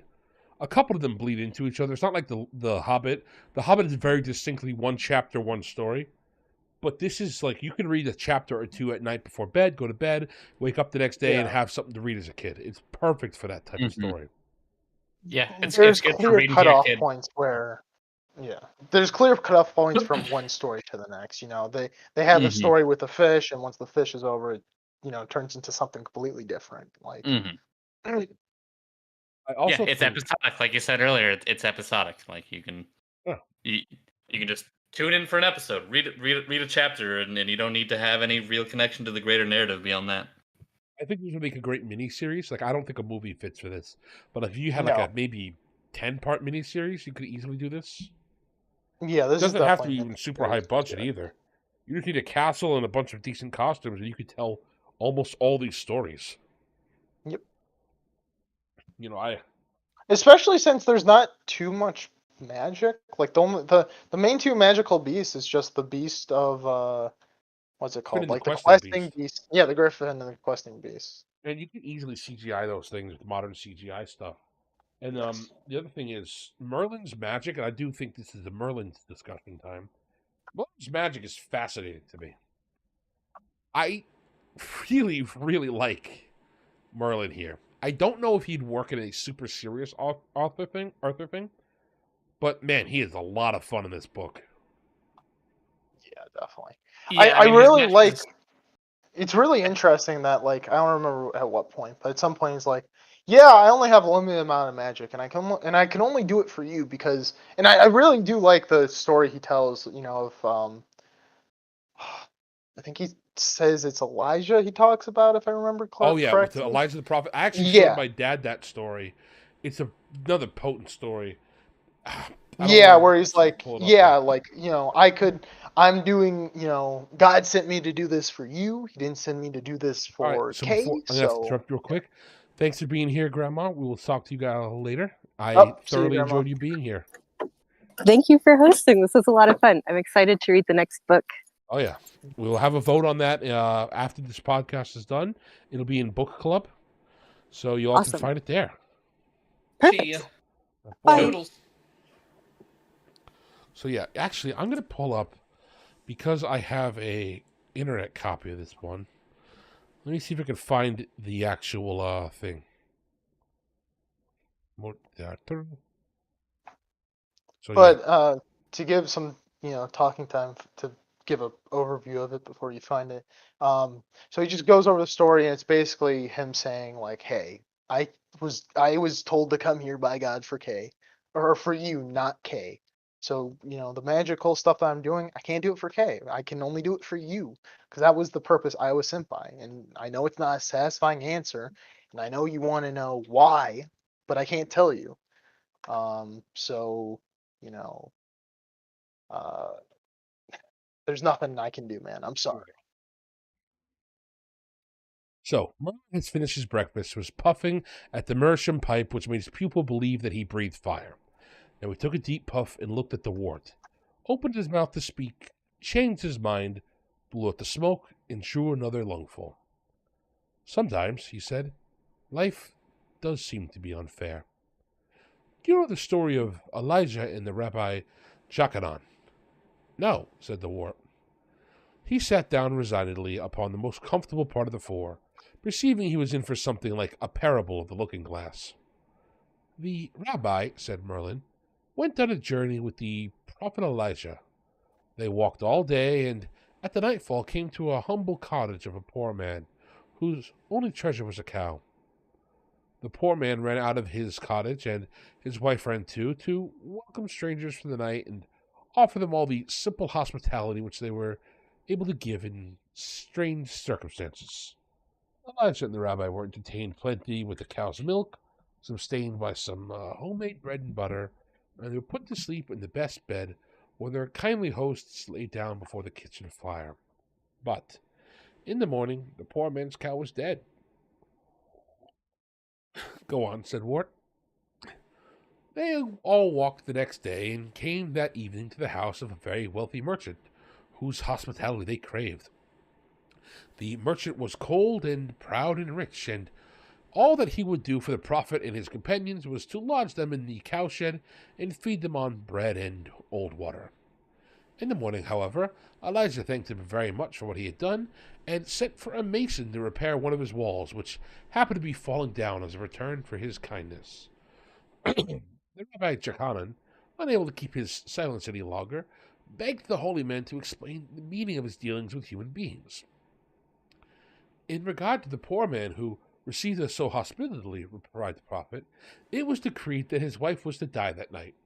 But in reward for his goodness, God took the cow instead of the wife. I repaired the wall of the rich miser because a chest of gold is concealed near that place, and if the miser had repaired the wall himself, he would have discovered the treasure. Say not therefore to the Lord, what doest thou? But say in thy heart, must not the Lord of all earth do right? So yeah. Yeah, I really love that segment. Oh. It's like it is the way it is, and sometimes it's better that you don't know. And I think that kind of encapsulates a lot of how he wrote the book in general. Mm-hmm. And it's not just that, but like the actual way the segment is just because something looks like a gift now doesn't mean it necessarily is a gift.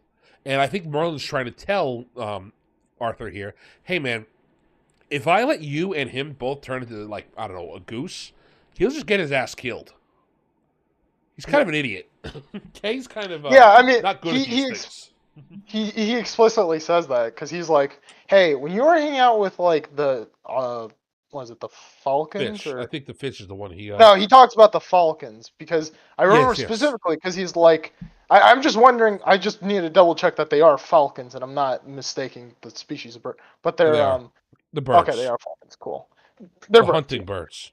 Yeah, the hunting birds. And he's basically like, hey, if he came there with you and you guys were hanging out with Cully, like you got away. I knew you would get away. But like, do you think, he'd get away? Like, really? Like, I don't know. I think he'd probably die. And then, War being the guy that he's like, nah, he'd make it. Come on, like, you don't know that he wouldn't make it. And it's like, I kind of do. He's like, nah, like, you're not. I can see the future. Child. It's like he's not that guy. He's not that guy. You're that guy. He's not that guy. Like, no. Like, come on. Yeah. But yeah, I think it's just also funny that Merlin. I really want to know something's going on with him. He's more than just a wizard. He's clearly like some time traveler, part of some organization. Because in this part, he says something like he casts a spell that throws his body to Bermuda, and then he has to fly back when he doesn't have his hat. And it happens in seconds. And he's like, damn it, I don't have my hat anymore. And he looks at the sky and he's like, "Give me my hat." And they give him a top hat from 1890, and he starts arguing with somebody in the sky because he's like, "This is an anachronism. This hat doesn't exist yet. Give me the real one." And Yeah, I do arguing love with? how he's like, give me the real hat, and then Archimedes at some point is like, okay, let's calm down a little, Merlin. Take a step back, take a deep breath, okay? Ask for the hat that you always wear. He's like, fine, I will. I want the hat that I always wear, and then it appears. It's like, It just works. fair enough. You know, I can't even argue. It worked. Like that's when Just worked. When it works, it works. That's what I'm saying. Like I find Merlin just endlessly fascinating. More so, I think, than even Arthur in this story. Like I really like Arthur. He's great as a kid, but he's got this time travel thing. He's got this Benjamin Button disease where it's noted that he gets younger as the story goes on. And Yeah. he can clearly see the future and the past. He mentions hanging out with Alexander the Great at one point, and how he thinks that Cleopatra was a little bit too haughty for him. Like all these things, he's just like, yeah. And it's like, okay, like what's? And he talks about Hitler, like we said. So he knows everybody. Yeah. When is he from? Yeah, it's definitely interesting because there is, it is very funny at the beginning of the story. He's like, Hector's like, so, like, what's your credentials? Why should I hire you to like teach, Wart and Kay? Or I think he might just specifically say that he's gonna train Wart. But regardless, he's like, why the hell should I hire you? Like, you're some random guy. You're some random guy that like he found in the woods. Like, I'm gonna need some qualifications Bird before I poop let on your you. head. You found you in the Yeah, woods. you're like you're full of crap that these birds that you hang out with are on you. Like, I'm gonna need some credentials. I'm Yeah, sorry. and New You points And out then in he's like, chat. okay, He shows fine. up with a And then, testimony from the typewritten from the Dean of Cambridge, and Cambridge wouldn't be invented for another 200 years. no, it's even better. He's like, okay, fine. And he pulls it out. It's like Aristotle. It's like, huh? The air? Who? What? I was just like, like the greatest philosophers and stuff. And he's like, I'm still not convinced. I do love how Sir Hector's like, Yeah, perpetual hater energy. you got I love it. anything else then, that like, then he casts a spell, you got and he's anything like, else? that's mirrors. Yeah, mirrors. Yeah, no, exactly. It's all nonsense. It's like, yeah, it's an illusion. I've seen, I can get, Jim Bob over there to do this trick. Come on, like, you got anything real? And then, what was it? He, like, made it snow, and he's like, you're doing hypnotism. What is it? So I don't, he makes but it we'll clear hire here- you. Look, I trust you. The hypnotism's impressive enough. We'll hire you. Okay. All right, you've done enough cheap tricks that I think that you at least are trained somewhat. Yeah, exactly. Ah, it's so great. Sir It Hector's is really another interesting character because, like, he is both very stern but very fatherly in like the old school way. You can tell he Yes. cares for Wart, but Wart's not his freaking kid. He's just doing what he can for this guy. He Yeah. clearly doesn't want to like hate Wart, but that's not his son. He obviously loves Kay more and dotes on Kay, who's his actual son. But it's really good that you can see he's still a good man because he had every opportunity just to screw over Arthur and basically say, "Hey, Kate should be in charge," or "Kate drew the sword." Even he said, "No, the honorable thing is here." Well, what I really like is at the end where, he's like, where, he sees that he pulled out, that Arthur is the rightful king and he pulled the sword out of the stone. And he's like, first thing he asks is like, hey, can you, like, keep Kate, like, keep him in, like, don't screw him over. Please have him, like, not be a complete retard out in, the middle of, nowhere. Like, have him do something important if you could. Like, that'd be awesome. And then, it's really good that Arthur's like, yeah, something like that. And then Arthur's like, no, like, come on, you're like still, you raised me, Kay's like still my, like, you guys are chill. And he's like, no, like things have changed. And he's like, but I don't really want things. It's like things have changed. And that is a really cool part of the book is that like at the very end, like, and it doesn't get expounded upon because it's again the end of the book, but even Merlin's like things have changed, like things are gonna be rough. Yeah, like you are not gonna like the days of hanging out with the fish and the animals, like that's over. Like you gotta be a man now. Like yeah. If I were to like find a definitive version of Arthur out of like all the different mythoses. I think this is my definitive Merlin. I cannot think of another Merlin I like as much as this. For real. Merlin is so great. Like he's like Yeah. he has a bit of whimsy, but he also has like this very sage characteristic, and he like And he can be really menacing at times too. he can Like be, just yeah. just when he tells Kay how he's going to fucking die, like, oh man, well. Yeah. But like I don't know, I keep on thinking about the ending. And I really like the ending. And maybe it's because I read it, listened to it 5 seconds before I joined, but like the ending where he is like, I'm gonna be here for you, but like things are gonna suck. Being a king, you'll have all the glories of being king, and you'll have all the, downsides of being king. And it's gonna suck. But like, I'll be here for you, man. Like that's Glad because I don't think they ever explain Merlin beyond what we get in this book. Like he does other stuff, of course, but a right. modern book would feel compelled to explain Merlin. Yeah. I think his mystery is much better the way he is here. The only thing I would change about him is his reverse aging thing. That's cool. I don't think it's explained very well in the book. I think it makes it like a little strange just to try to cast somebody for him, if that makes sense. Like I'm trying to make this into a production or well, not only that, it's a little weird because like I think they mentioned like he basically can't remember anything from the past. He can only remember things in the future. But then I think there's a few points where like he kind of knows things from the past. Like, come on, like I'm saying. like I think just saying that his it's an mind is enforced befuddled. yeah, like making his mind befuddled would be one thing, but they say like it's living in the future basically. It's like it's the amount of work it takes to do that. I don't think they put in the work to like accurately portray that.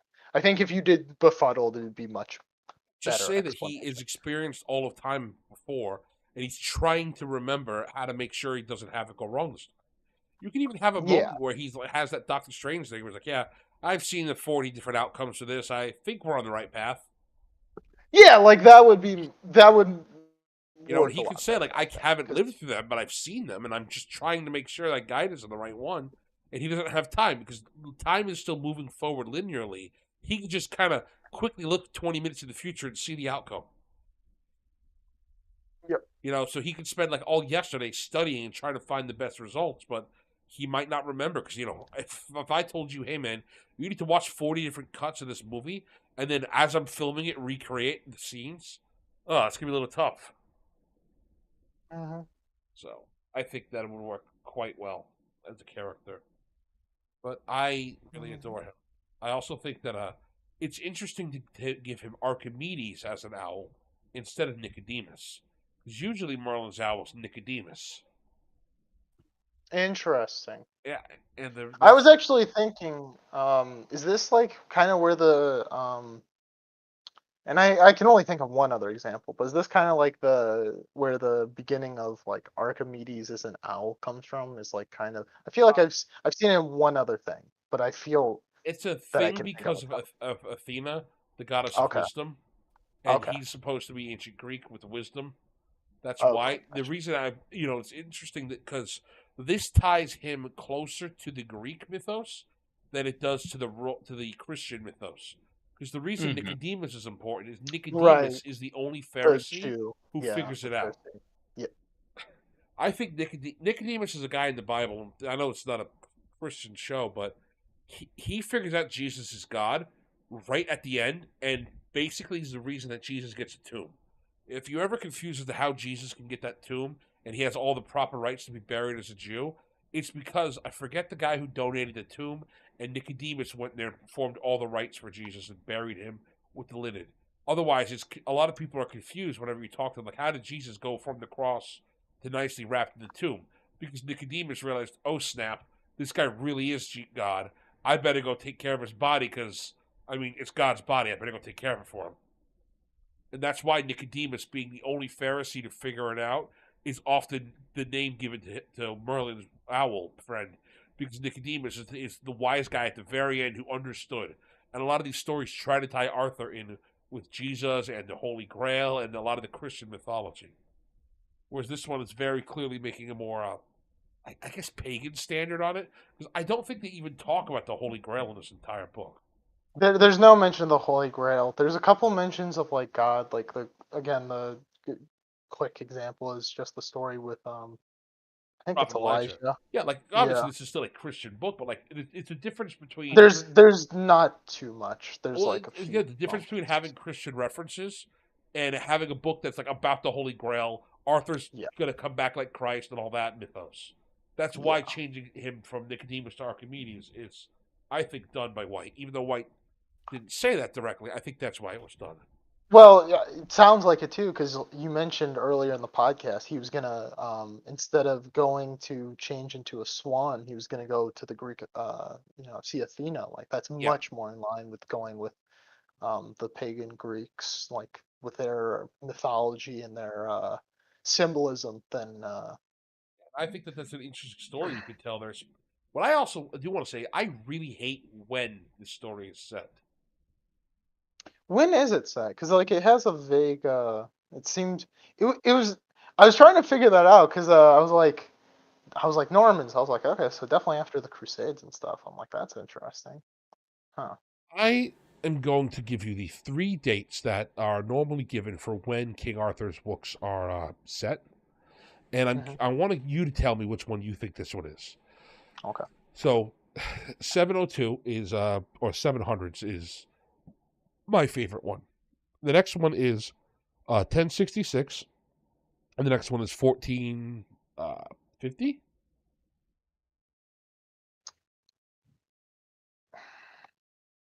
I want to say 1066 because there's a few points where they mentioned stuff like in 1440 where it seemed like it hadn't happened yet. So 1450 would be too late. There's no way it takes place in 700, or else the Norman references make no sense. Plus, the Norman references would make more sense if it's in 1066 because, yeah, you get to use history. That's like shortly after, of course, William the Conqueror comes in and conquers England from Normandy. So that would be most in line based on the reading, but. There's no official date given for the record. Right. However, the book that he pulled from with Le Mort d'Arthur, he wrote it as if it was written at that time, which is 1485. However, What it the looks like hell? it's 1200s from some stuff. It was anywhere from Okay. 1200s England to 1485, which I find really interesting because, like, that's to me not the fun period of England. That is very clearly English history now. It's very much the Normans have been integrated. The Saxons are still kind of there. The Angles are still around. It almost bothers me in a way that that it's set up in the way it is. Because like Oh yeah. I prefer the 700s. I really do. I was gonna say it is an interesting setup because, like, I think we mentioned on the King Arthur podcast. Oh, that one's scuffed to hell. Well, I guess it might be good to reiterate because I don't know if that part was scuffed or not. But like part of it is that he's like kind of a Celtic figure that then was warped in Anglo-Norman. English. That's the thing. Right, but that's what I mean. Roman, not Norman. He's a Yeah, Roman but that's what figure. I mean. Yeah, but that's kind of what I mean. Like they, it wasn't really with the with the later Normans and Saxons, but got turned into that more. Or Welsh. He was Welsh, not Celtic. Jeez. I think we mentioned he was Welsh, if I remember correctly. But He's probably it's more in Welsh. line with that than which fits much more with 700 than it does with 1200. Cause, like we Again, mentioned, and like I 1200. understand why the all that idea of stuff. heavy armor and knights and all that stuff is really a 1200s invention. Like I get that, but I don't know, man. The story to me is much more interesting if you set it in the 700s with the invasions of the Saxons and the Angles and the Utes. The Utes always get forgotten, but that's just me, personal preference to the story. I also do think that this book has inspired me personally. That if I ever decide to write a book that's not in my own fantasy setting, I'm definitely going to do a King Arthur book at this point. I want to set it in the correct time period and work on the correct anachronisms because, man, This book bothers me because it's really good in a lot of small ways, and like I've seen online how a lot of people hate the next few books, and I'm almost dreading reading them because if this is the highlight, I don't want it to get bad. I've really enjoyed this. Again, So, this is kid, not a what you're book telling that. Go ahead. is that this is the Hobbit of Arthurian legends. What do you mean? Lord of the Rings are fantastic. They came after The Hobbit. Yes, I mean the Hobbit as in like the Hobbit movies, which I very much should have specified, but you have to understand, I'm retarded. Because the first one's the best, and then it gets worse as it goes on. It's just again, I'm just looking at what the internet says. It just goes into a tone that I don't know if I would have gone with. It's really the issue. It's very cynical, and I just don't know if that's the right choice for this novelization. You might pull it off. He might be one of the people who gets gets the whole turns the story dark. And I know it's a faux pas to cite it, but Harry Potter did this pretty well. It took the characters from more whimsical, childlike stories into more adult stories as it went on. All the flaws that Harry Potter has, that's not one of them. Boy, does Harry Potter have flaws, and one day we'll do a podcast on that. Mm-hmm. But that's not today. So I think that's a good spot to wrap it up. Those of you who are not part of the server, please come join so you can vote on the next thing. I should have the next book club vote up. The next thing is either going to be the second and maybe third books of this series. I got to see how long they are. Or we're going to get weird.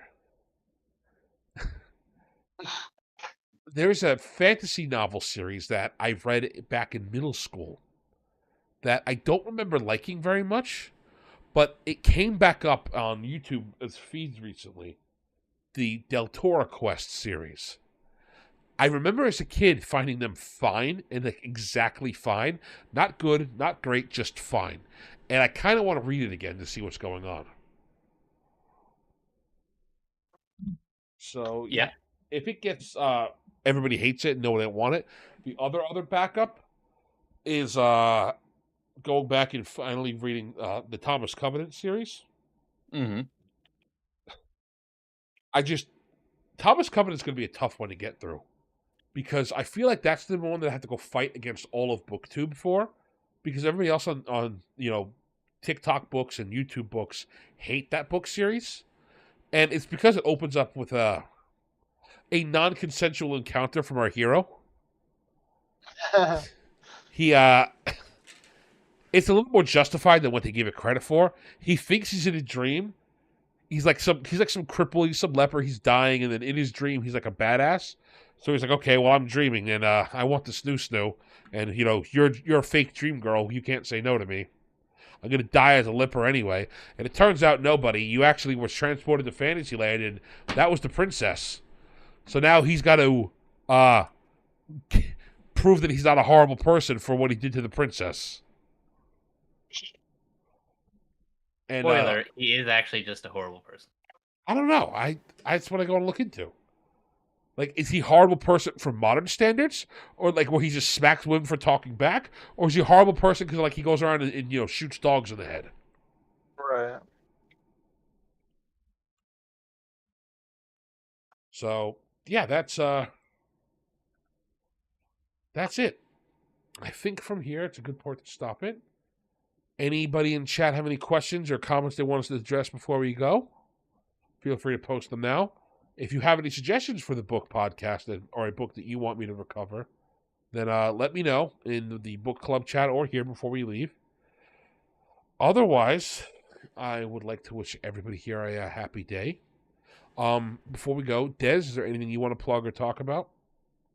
I would like to plug King of Candor because I don't have a channel, so I'm just gonna plug the channel that I'm already on, which does Who doesn't literally want to plug nothing. King of Candor? Yeah. Look, theoretically, in 1,000 years in the future, I may make a history channel, but until that day comes, I have literally jack to plug. So, Hang on. I want to go to NNN. What do you mean roasted Pelennor? Pelennor is the GOAT. He completely mogged on everybody. During the second scene, he's like, "Listen here, you absolute bafooks. We need to save this questing beast right now. Go get No, him dude, some yeah, milk." Palinor was so base for that. Yeah, go get him some milk. Shut up, Mister. Robin Hood. I know who you are. Carry the questing beast back barehanded. You shut up, Mister Huntsman. We got to help the questing beast. I don't care about your pig anymore. It's all about the beast of the east. He's like, yeah, I know you're the rebellion leader and like the main guy who's causing problems. I don't care. We're saving this son of a gun. Exactly. We're saving the guy that I've spent my whole life chasing to kill. Now, Exactly. we're going to nurse him back to health. I'm going to give him a gun and a 20-minute head start. Yeah, exactly. He's like, who else am I gonna have Scooby-Doo chases with? Like, come on, like, do you think he's gonna chase himself? Like, what are we doing here? Like, let's go. Exactly. Come on, man. I literally only exist to chase him, and he only exists to be chased by me. I'm only going to stop chasing him to have a kid so my kid can spend his whole life chasing him. With the rare exception where we mix it up a bit, and he chases me, and I run away. Ooh. Yeah. I am excited for when he comes back in future novels. I hope he doesn't just fall off the map. I would really love for him to come back and be like, yeah, so I'm here to help again, Arthur. I can do one thing for you, but it has to involve me canning the questing beast. Mm-hmm. So, yeah. All right, with that, Mr. Pag, would you like to plug something? Just, keep an eye out for my book, Scion of the Void, Lex Henderson, about the end of this week or so. All right, and then with that, like I said, I'm personally going to probably make a video on that Fallout system that XP Level 3 made. I'm still working on the Harpy video. The script is currently 5 pages. That's usually when I'm done with a video, but this one is taking a lot more research. Put it like this, my average video is about 2 to 3 pages of notes. Some of the more intense ones go up to 5. I believe the Mummy video was 7 pages. We're looking more at the Mummy video length right now. I'm going to probably have to end up splitting this into 2 or 3 videos if it keeps going. But I don't want to leave anything half done. So with that, thank you all for tuning in with us today. If you still want to watch some live streams, I think Drinker's still streaming, and we all like Drinker here. So go give him a watch. Otherwise, you have an excellent one, and goodbye.